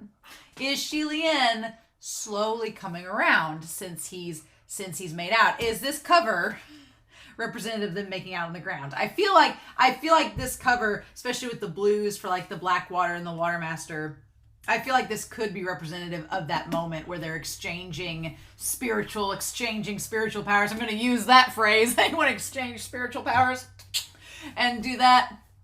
Yeah, I feel like that was the case for this cover. I could be wrong. There's still a little chunk left that we could have making out Hua Cheng and Xilian on a bench while they're writing scrolls, but I'm wondering if this was a metaphor for just all that taking place, and then this is just the rest of the story, which honestly, it's really not that much left because I'm trying to think, where's the glossary start? We really only have this little chunk left. By May, we're going to be about done with this, which is exciting. I really have liked Volume 4 so far. Ever since we got that reveal, Volume 4 has been such a amazing set of chapters. It's just been like one reveal, one crazy thing after the other, and now we've lost the Water Master. So, first of all, toast to the Water Master Shiwudu. We'll toast him again when we get to his death, but oh my god. I was like, oh, here we go. And God, that whole death. There were some lines from the Water Master and some lines from the Blackwater that I was like, holy shit, that's good writing. That's really good, MXTX. Woo! But okay, so we'll go back to the beginning of this chapter. This chapter is long. There's some things though. Some things. The way that the Blackwater acts around the Wind Master, I'm almost convinced that the Blackwater does kind of like the Wind Master. That they do in a weird way, kind of like the Wind Master, because they go out of their way to keep the Wind Master somewhat safe, right? They go out of their way to do that. And they don't have to. That's the crazy thing. So let's just say, let's start out with this chapter. They save the Wind Master from the Water Ghoul. They pulled them away, saved them from the Water Ghoul, right? Which seems like, why? Why did you not want to do that? I mean, I personally think, my theory is the Blackwater did not want to kill the Wind Master. They're mad at the Wind Master, and they express that hatred and concern in the Nether Water Manor later on, but they don't want to kill the Wind Master. I feel like they're in some vein, as they have been, taking the place of the Earth Master or whatnot. They have basically, maybe like by Stockholm Syndrome, kind of gotten accustomed to the Wind Master and maybe developed feelings that, I'm going to talk about Stockholm Syndrome later, but I wonder, right? It's just a weird move that they saved them. And they even tried and get onto the Windmaster, being like, why did you wash your face in the Blackwater Demon's lair? What are you doing? Like, if you're suspicious of the Windmaster and think that they're onto you, why would you take the time to argue with them and tell them that they did something wrong? It's just a weird move, right? It's a weird move right off the bat. And so what we've established that Shi Lian has talked about is Shi Lian's notes. This is what Shi Lian has made note of. That according to Shi Lian, and we kind of talked about this in the last set of chapters, that the Blackwater became a supreme, right? Ate the Reverend of Empty Words, right? And then took the place of Ming Yi, took the place of Ming Yi as a heavenly official, all right? And then basically what we thought was that Ming Yi basically was killed by the Blackwater. All right. And that the Blackwater set up the trial to lure Shi Wudu. That's what we've been thinking. That's what we had thought this entire time, right? That's what we taught. And there's some complications here. We'll kind of branch it out a little bit when we get to it. But that's what we thought from the last reaction, right?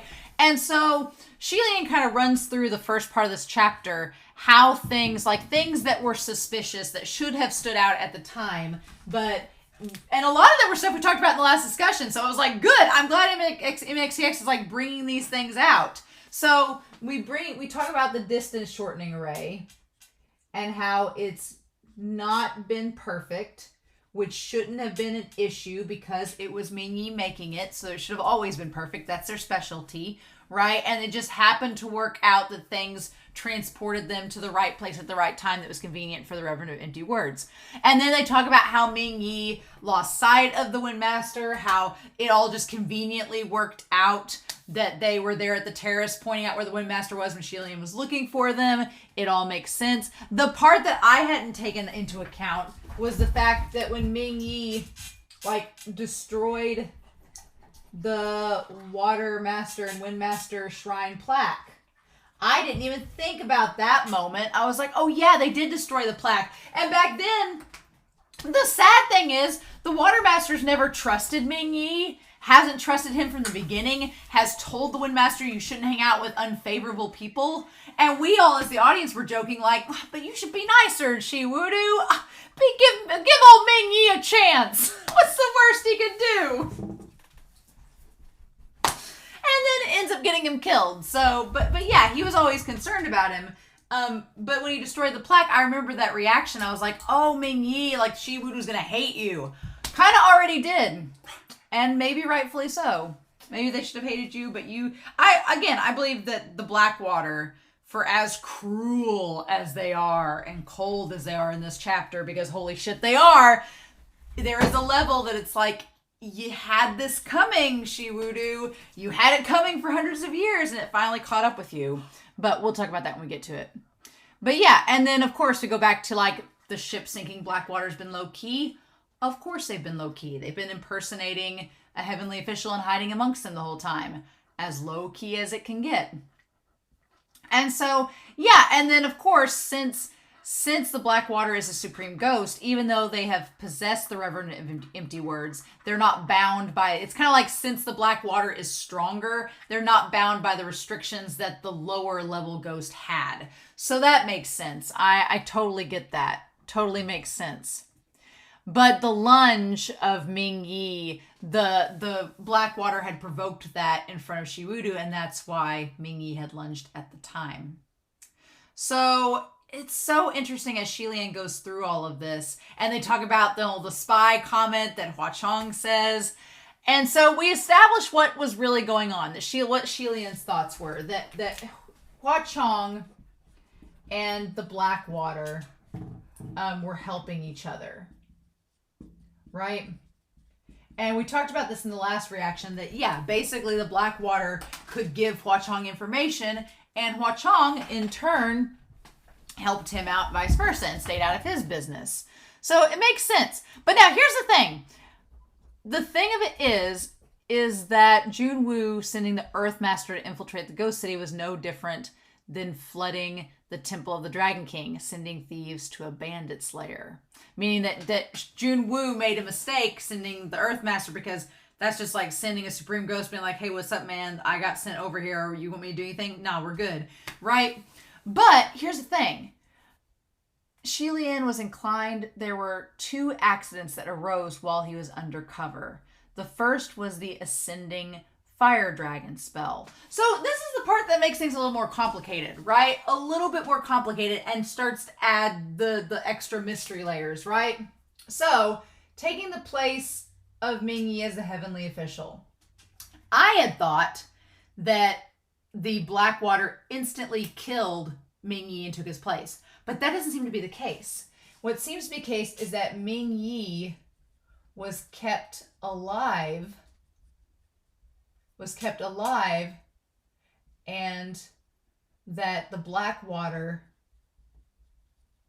took their place as a heavenly official. So what does Shi Lian say? He says that in order to disguise as someone completely different and sneak into the heavenly court, they have to have a thorough understanding of that person.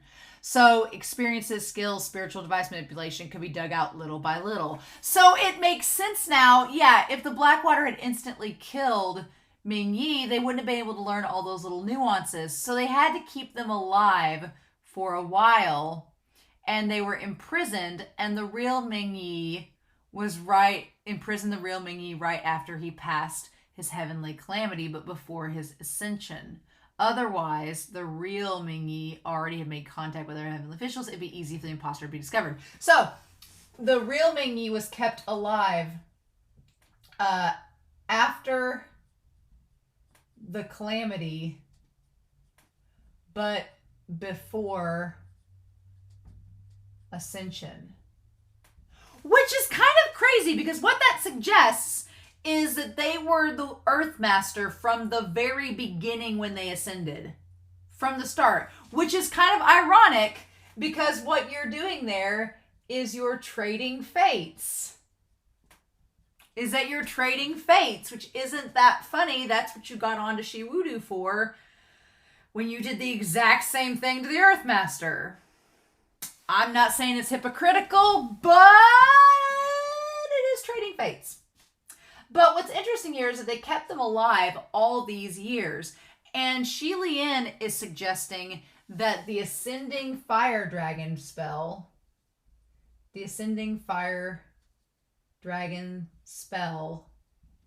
was the clue that likely sealed the Earthmaster's death.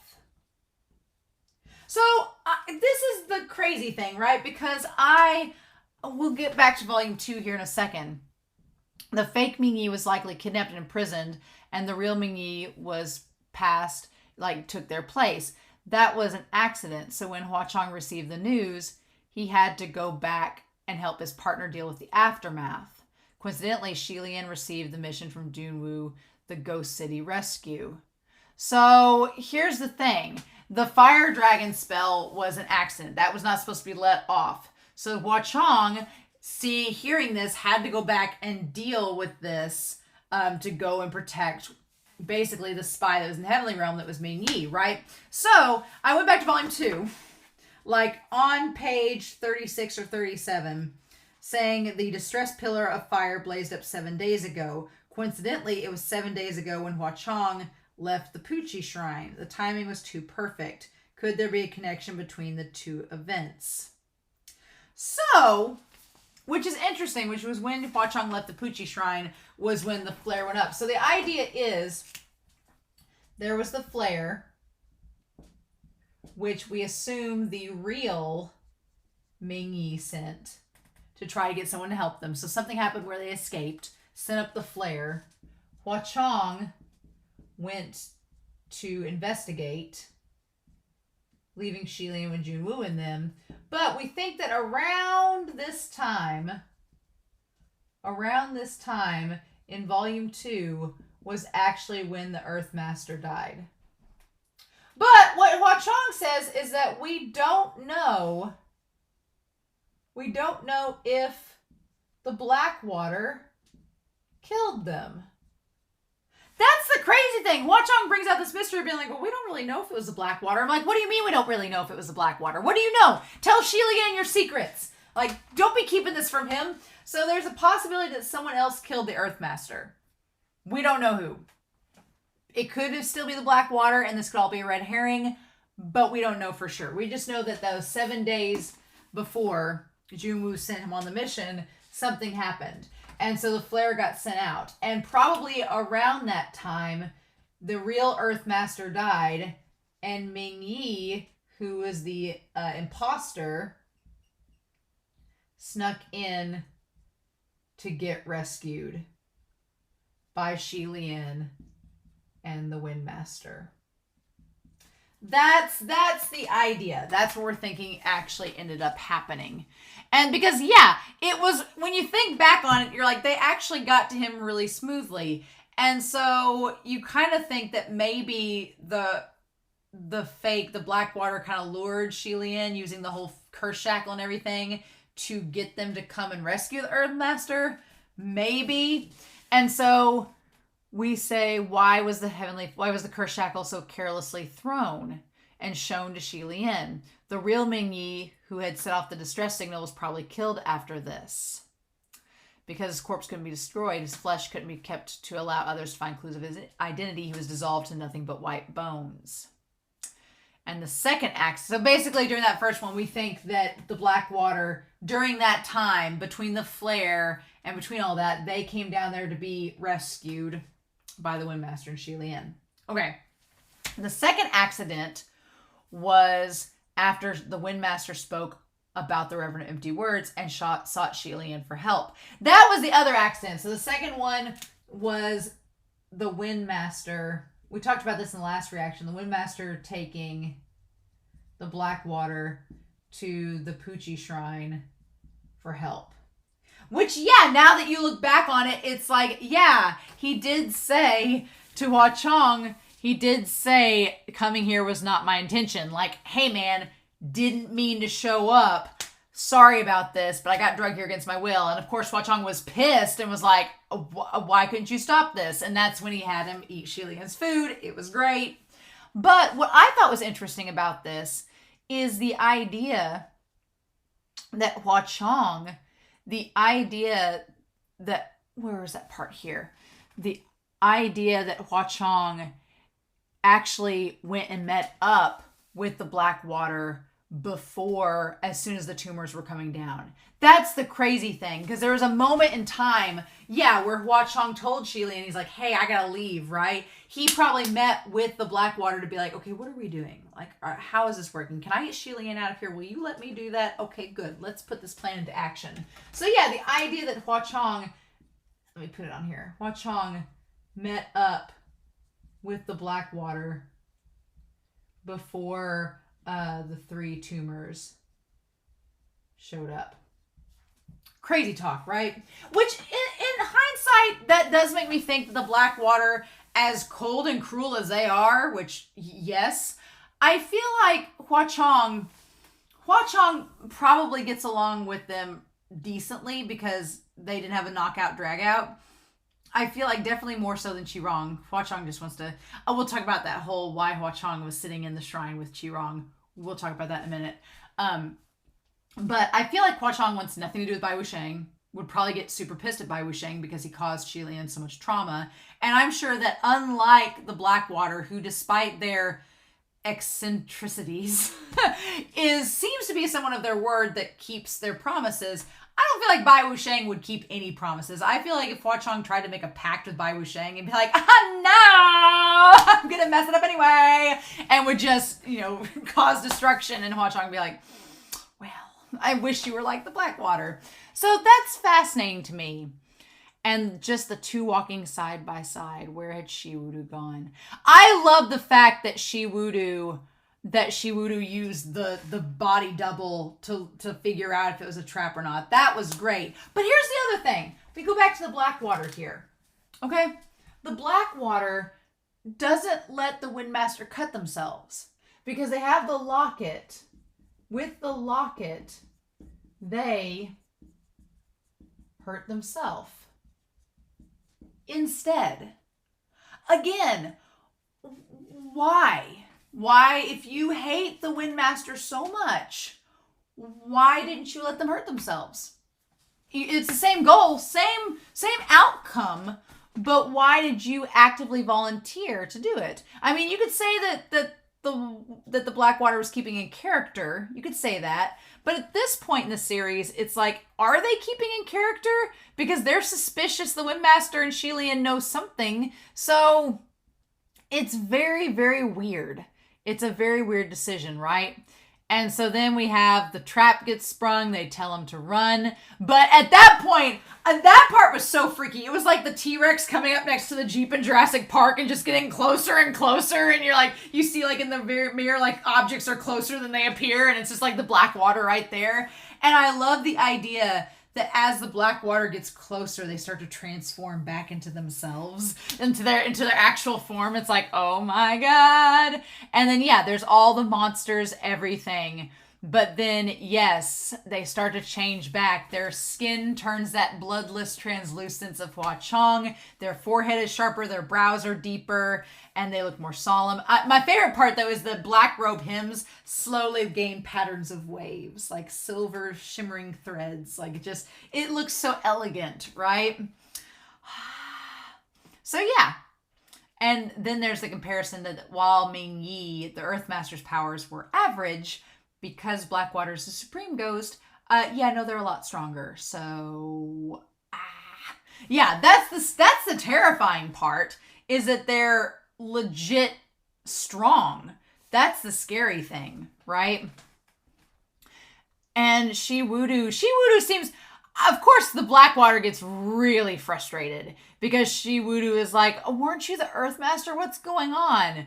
And the Demon Xuan is just like, you don't know who I am. I think the Demon Water Xuan gets so pissed off at this moment because he's like, you really don't, you're so elitist, you can't bother to pay attention to people from your past, can you? And Shiwudu's like, don't know what to do. He's proud by nature and saying like, well, I'm not afraid of you. And he says, look at my face. Do you know who I am?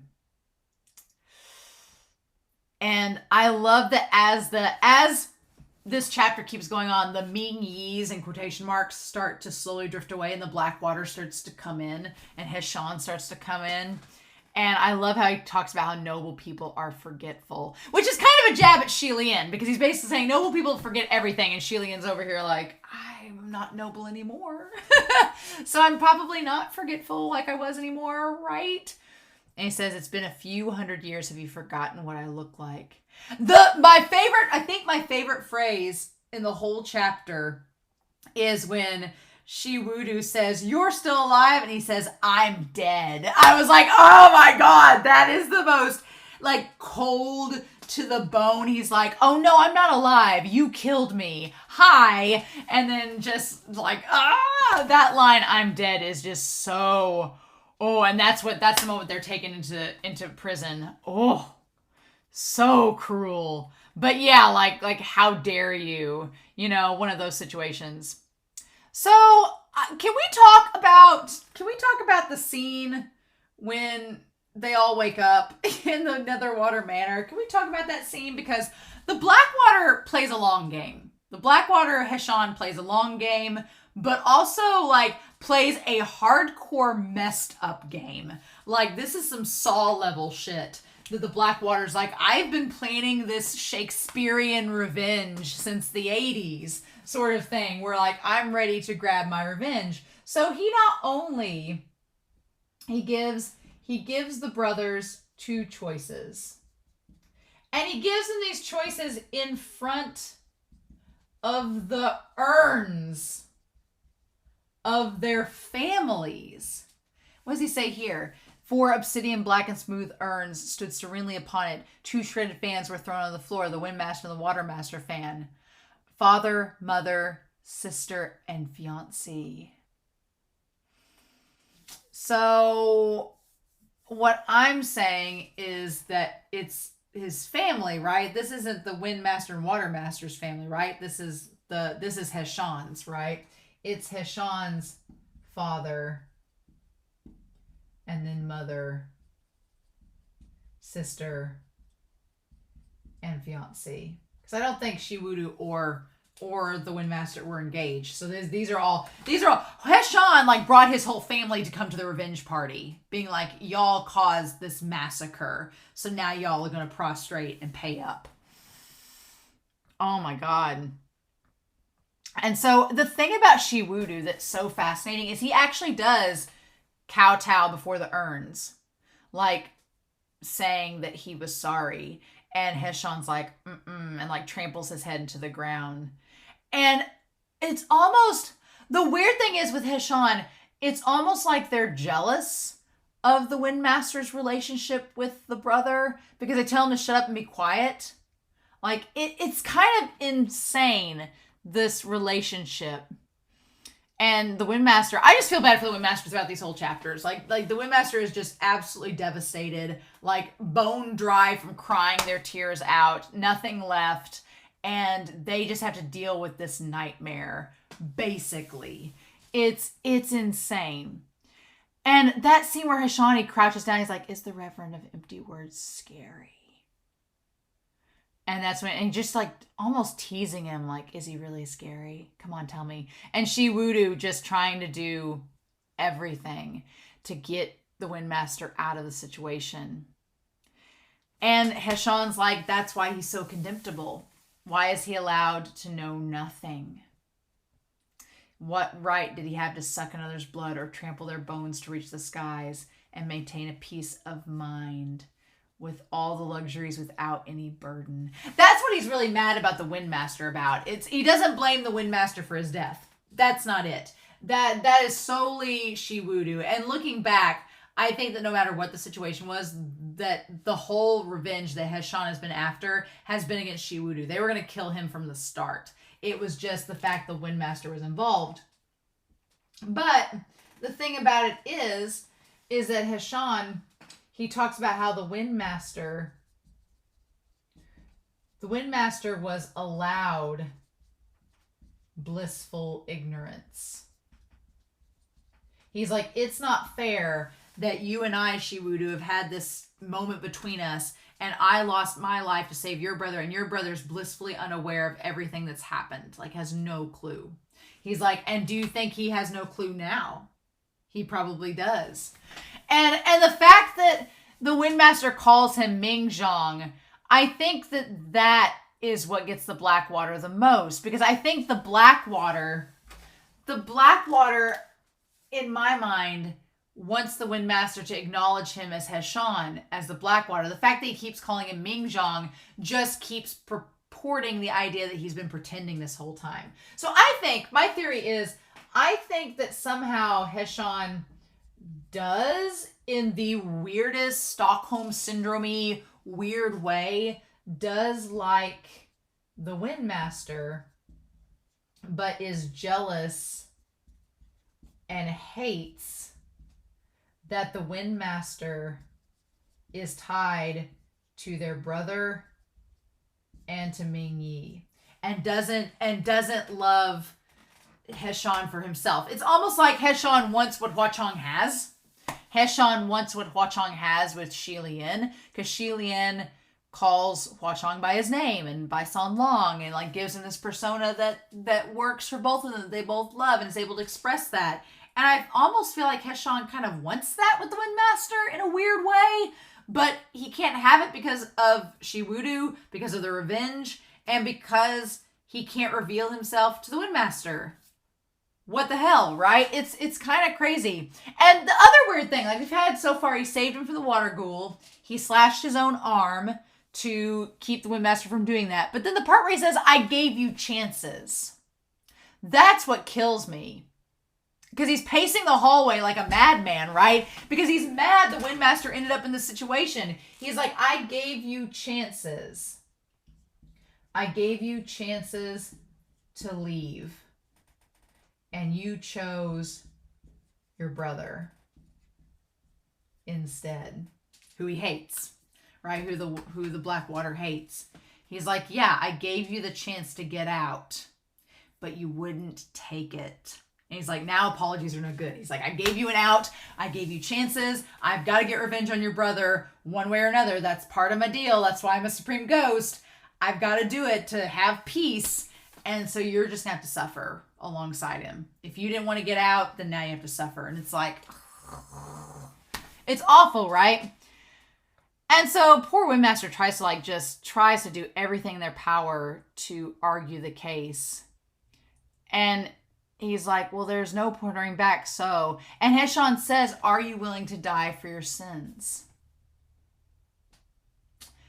And the Windmaster kind of is taken aback and doesn't answer the question. And the Watermaster can't take it. And he's like, no. He doesn't deserve death. It's me. And what I love in this moment is that it almost seems like that Shiwudu is going to try and put the blame back on to the Blackwater, being like, oh, he doesn't deserve death. And that's when Heshon says, who in my family sinned? Who deserved death out of these urns? Go ahead, tell me. He's like, go on, tell me, are you willing?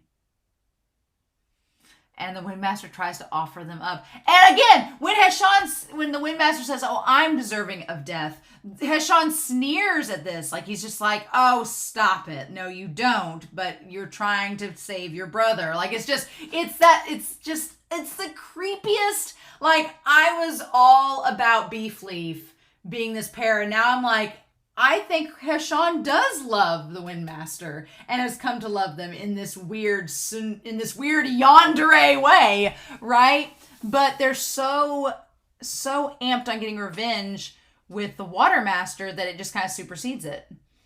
I don't know.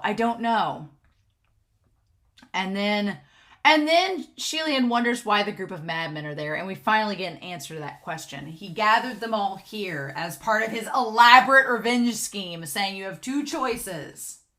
You are either going to have the Windmaster switch places with one of these madmen, and I'll let the two of you go back to Earth and never touch you again, or your brother has to kill you, to Shiwudu. And it's like, it's so insane because I think that the Blackwater knew that the Windmaster is going to choose option one.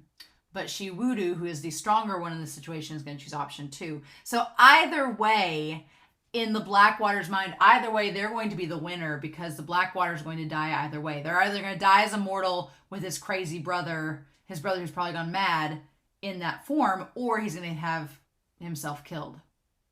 So it's a win-win for the Blackwater.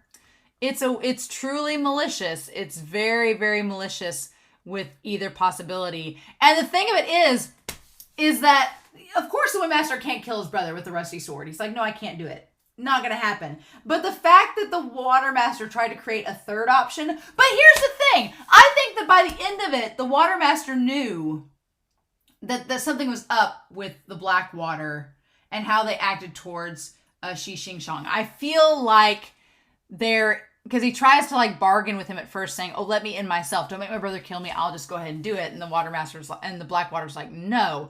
So he tries to create this third option by strangling him, right? By strangling him, having this third path.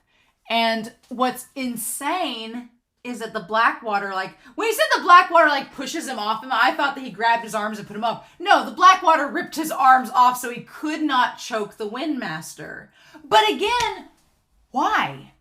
If you don't care if the Windmaster dies, why stop Shiwudu from choking the Windmaster? Why do it?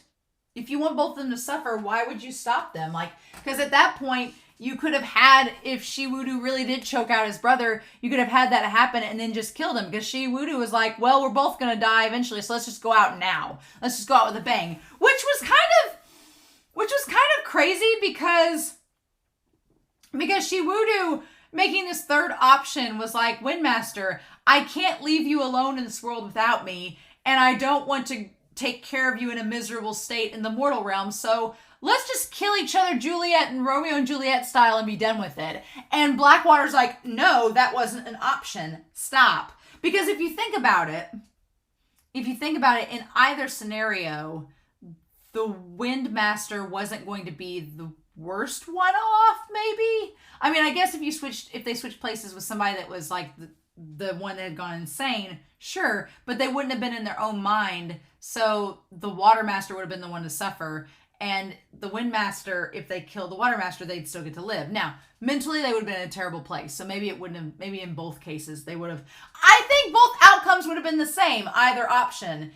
In option 1, the Windmaster would have gone insane, probably would have died, and the Watermaster would have probably died out of guilt or grief, or the fact that they lost everything as a heavenly official. They probably would have destroyed themselves. And in option 2, Shiwudu would have destroyed himself still, or had himself destroyed by the brother, and the brother would have gone crazy anyway, probably from it. So both scenarios give probably the same results, yield the same results.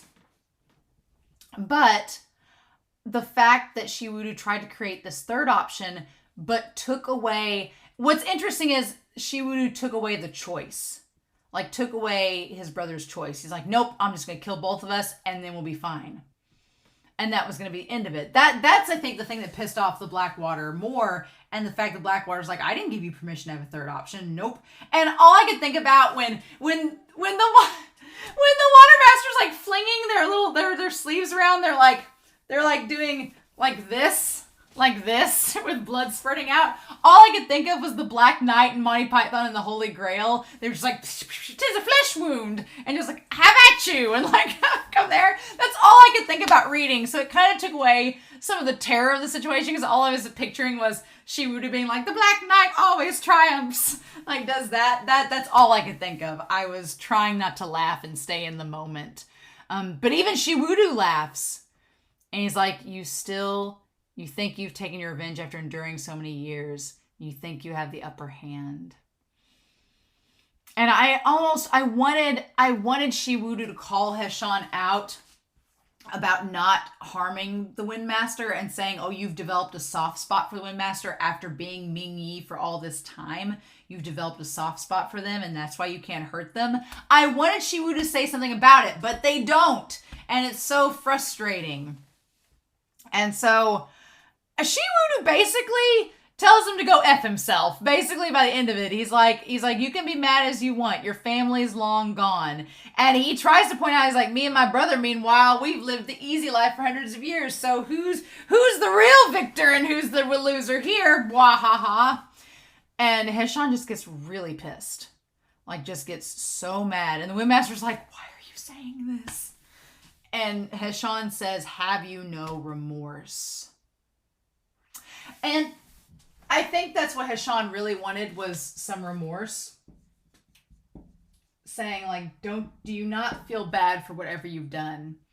And the Windmaster tries to tell him to stop talking, but Shiwudu says, you're a supreme ghost and you want to talk about remorse. There's no such thing. And the Windmaster's just like, why are you doing this? Like, the Windmaster's had enough at this point, and it's just like wailing.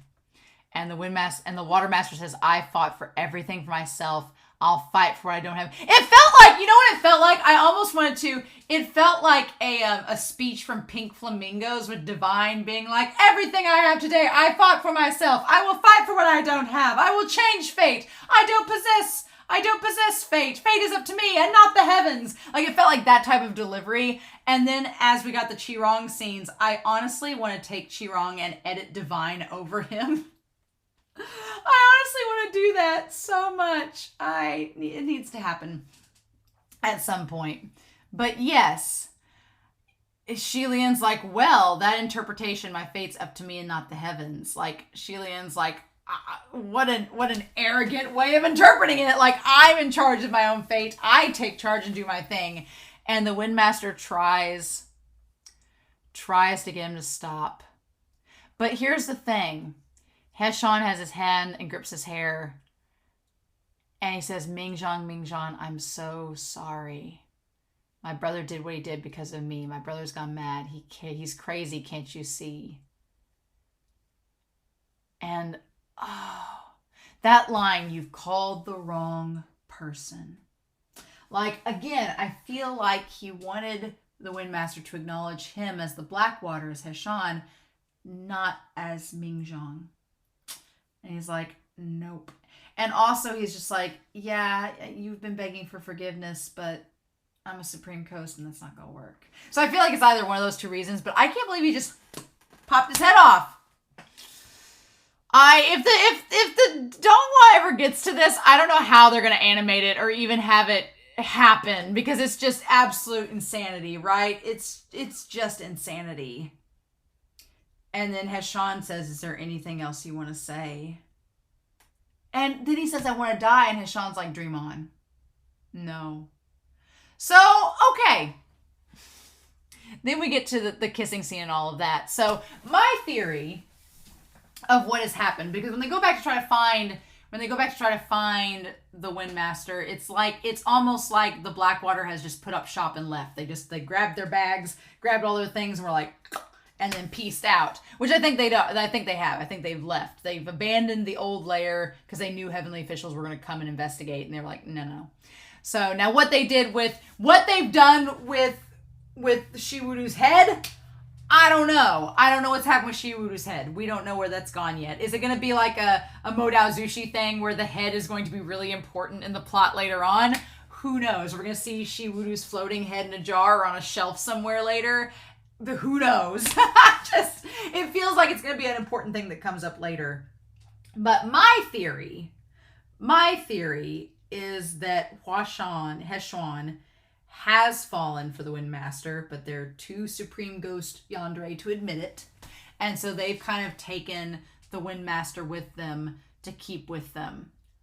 Now, what do we do with that? I don't know. That's just my theory.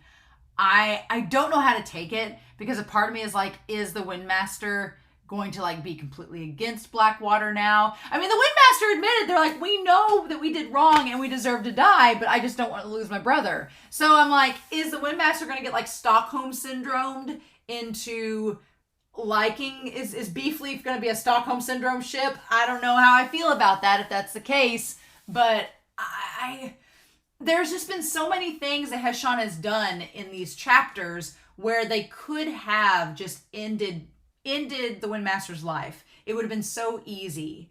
And for them not to do that when that seems to be on their agenda is strange to me.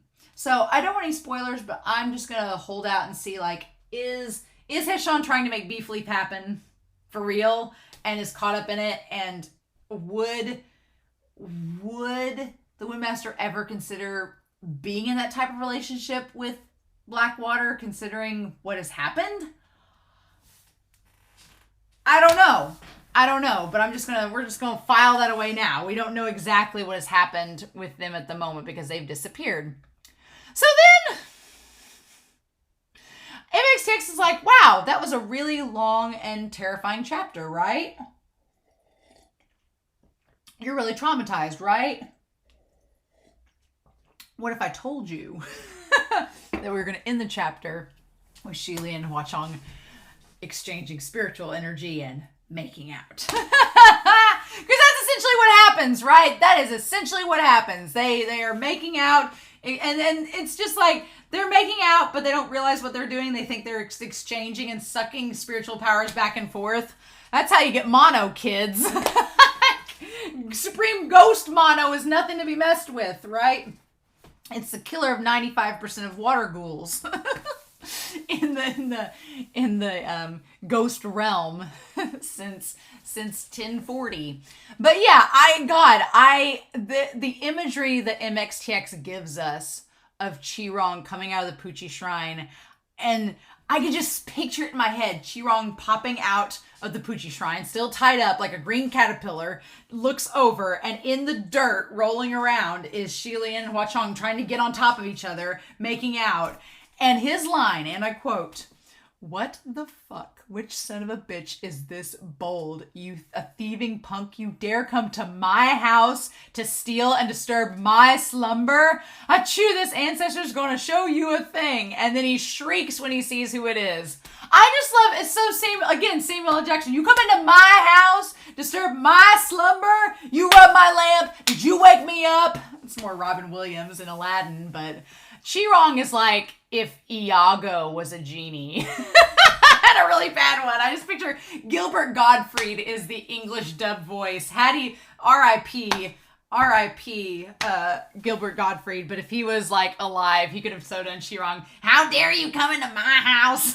It's the worst Gilbert Gottfried impression. But, oh my God.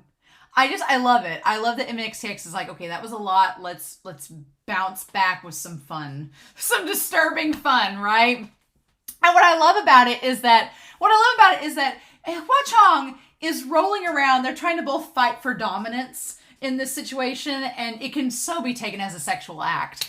And what I love about it is that Hua Cheng, like, he's like got his arms wrapped around Shilian as they're making out. He looks over and sees Chi-Rong and is just like flicks his wrist and like sends him flying back into the shrine and the door shuts. Come on. And then God, the moment where he like flips him over and Hua Cheng is like, Your Highness. I'm like, my fangirl self cannot take enough. And Shilian tries to soul shift back and it doesn't work. And Hua Cheng's like, I'm sorry, but outsiders can't interfere in this affair.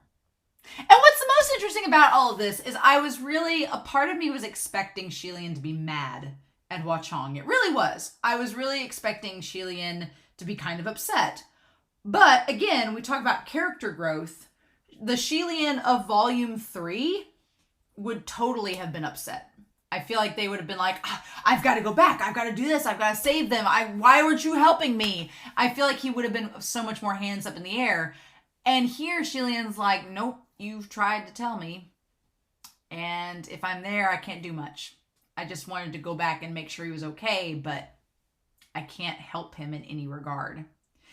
And so that's great in Shilian's defense. And in Hua Cheng's defense, I love that Hua Cheng, he lets Shilian sort things out. As soon as Shilian contacts Ling Wen, Hua Cheng pieces out. He's like, it's fine. You got to do what you got to do to sort out this mess. I'm going to leave. Now, where Hua Cheng goes during that whole deal with his conversation with Ling Wen and like getting Chan Yijin to come with them, where Hua Cheng has been throughout that entire affair, we don't know as the audience. Maybe he was just chilling out in Puji Shrine after Shilian left. We don't know. But there is this question of where was Hua Cheng? Where was Hua Cheng? We'll find out. We've found out so far as the story has gone on where he's been elsewhere. We'll find out, I'm sure. But I honestly like Chan Jishin like showing up. I love that he doesn't really know any social conventions or any traditions, so he's just kind of like, and like comes along with them, like, I guess I'll do things, I'm competent. But I love that he immediately throws so much shade at Pei Ming. Pei Ming, pincushion of this series. Pei Ming just can't catch a break. I mean, he's banging girls left and right, but he can't catch a break amongst his peers. The Lord giveth and the Lord taketh away. Junwoo giveth and Junwoo taketh away.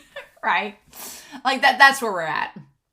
But I love that like Shilian's so excited to see Pei Ming, and Pei Ming's like, bitches, I've been making coffins for the last 2 nights and you show up now, which in hindsight is kind of sad that Pei Ming gets so mad about not finishing the coffins that he's been working on.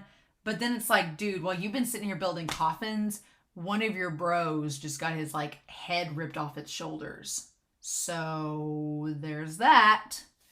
That's just, I kind of feel bad for Pei Ming by the end of this chapter, especially when he goes and sees the corpse, right? And I love that Yijin throws him a little shade. He's like, yeah, I'm amazed anybody even showed up. When everybody heard it was you that they had to save, they just didn't have the time. I love that Pei Ming is like, he had a response like he didn't want to bother with children. I love it. I freaking love it. It's great. But yeah, somehow everything on the island has just slowly just disappeared. It's like the Blackwater took up shop and left. And I will give Pei Ming this. I genuinely felt bad when he found the corpse, the headless corpse of Shi Wudu. And he's just like, and Pei Ming, I like that Pei Ming is just like half crouched on the floor and is lost in a train of thought before he sighs. And he makes this thing, this like eulogy. He gives a eulogy to his bro, right? He just gives a dang eulogy in the middle of this cell saying, Watermaster Xuan, you've been proud your whole life, but ended up like this. I don't even know if you've been able to rest in peace. That's the whole eyes closed line. The higher you climb, the harder you fall. Life is full of surprises and one cannot escape whatever that comes. Even when mortals become gods, we do not have the good fortune to avoid fate in the end. So he gives us like eulogy saying like, you know, the higher you rise, the harder you fall, and not even heavenly officials can escape the fate that awaits them. So it's actually kind of touching eulogy, and then Chan Yijin's like, I don't have anything to say to him. He's like, where's the head? I like that Pei Ming gave this beautiful eulogy and like seems very heartfelt about it, and then Yijin's like, so where's his head go? Like is the mad guy's eating it? He's just very nonchalant, right? And Shilian says it was taken by the Blackwater Demon Xuan. So I'm like, that is the one thing. Why did the Blackwater take the head? What's the deal? Like, what are we going to do with that head? I'm curious. I'm curious to know what the plan is with it. Seems interesting. And then they basically don't have anything else to do. Like, they get told the story. We find out, we're confirmed that Ling Wen and Pei Ming knew a little bit more about the situation they originally let on. And then Shilian returns to the Puchi Shrine. And here's Qirong barking and yelling at Hua Cheng from inside. So I wanted to go back to this because I said what he said in the book online. But I wanted to go back to what he says in the moment when he comes in. In the book, and I quote, when he returned to the Puchi Shrine and opened the door, he could hear Qirong barking and yelling, Dog Hua Cheng, dog fucked Shilian. Have you two no shame? Ah, fuck. What the hell was that in the middle of the night? I'm fucking horrified. My eyes are fucking blinded. You fucking owe me. I'm like, oh my God. I just like that he calls Shilian as being quote unquote dog fucked. So meaning basically like Hua Cheng took him from behind. It's the most vulgar, horrible things.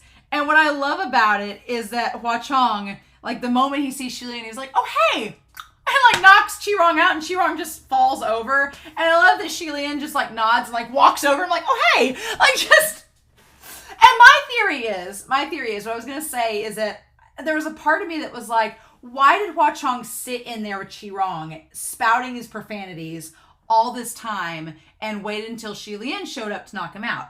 Why did he do that? Well, if Qirong thinks that Shilian and Hua Cheng have like done the deed out in the dirt and is just profusely shouting profanities of how this all went down, even though it's wrong, a part of me kind of thinks that Hua Cheng wanted to hear Qirong's take to like make his own like fantasy out of it, being like, let me reminisce about what that scene was like. Go on, Qirong, paint me a picture. What did it look like again? Like, I feel like that's honestly what happened. And Hua Cheng's like, yes, tell me how I did Shilian. Go ahead and tell me that. Like, I'm just gonna sit here and listen. And then Shilian showed up and he's like, oh hey, what's up? And then just knocks him out. Like party over, fantasy over.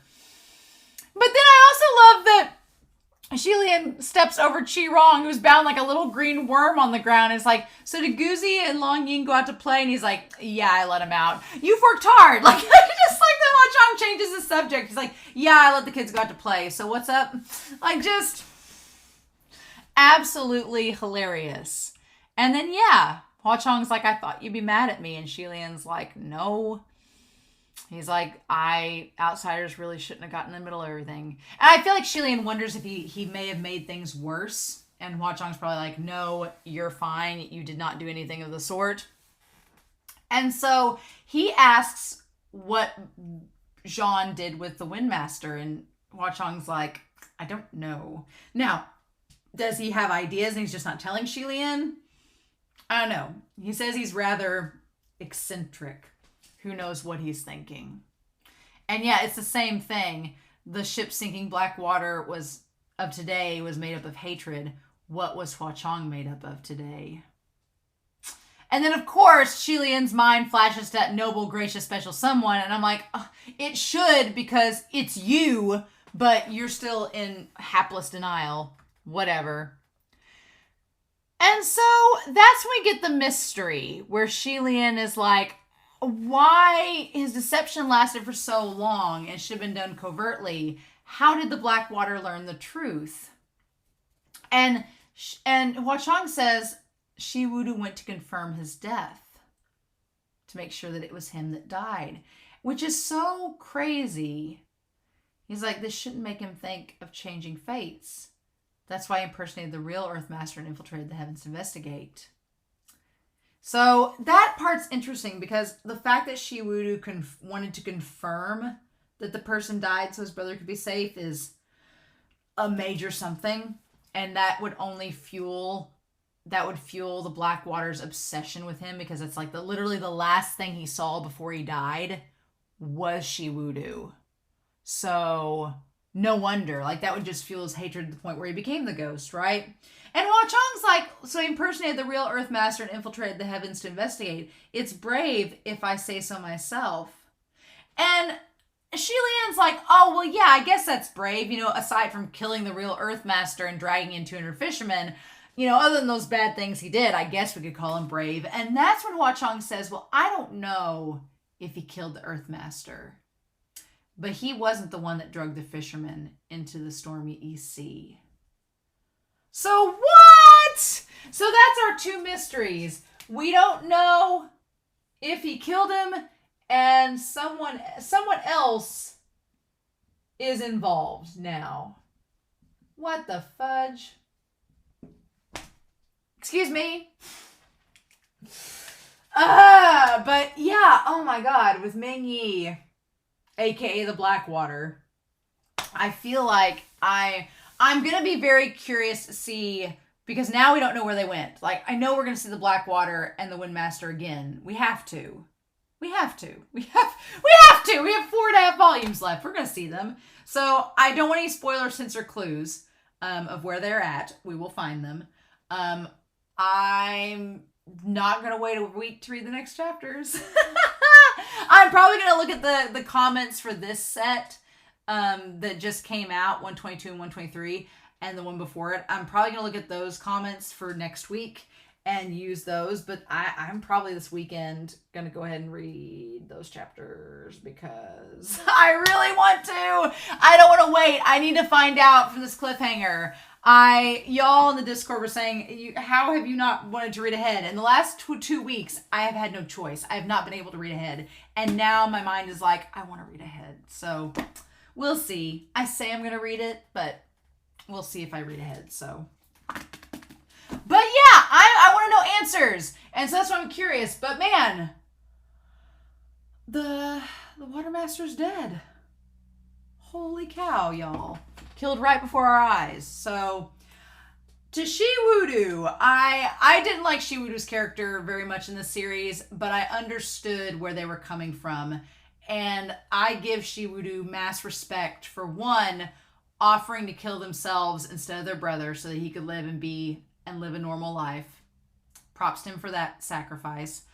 Props to him for just saying, F you, I'm posh and elite and I don't care. I'm like, do that. But I do think I understood why he made the decisions that he did.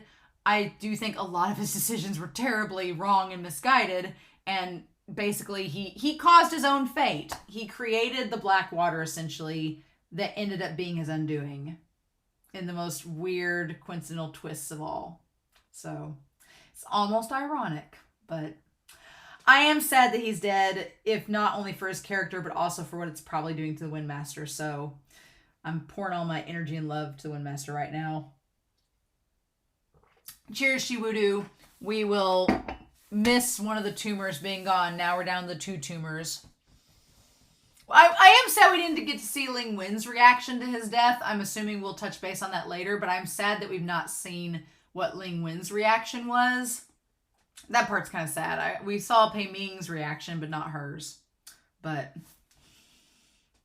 so we'll find out what happens next week. I'm going to be looking at chapters 126 and 127. So we'll see, right? But man, I've talked over an hour on this. So in the meantime, I hope you all have a wonderful week.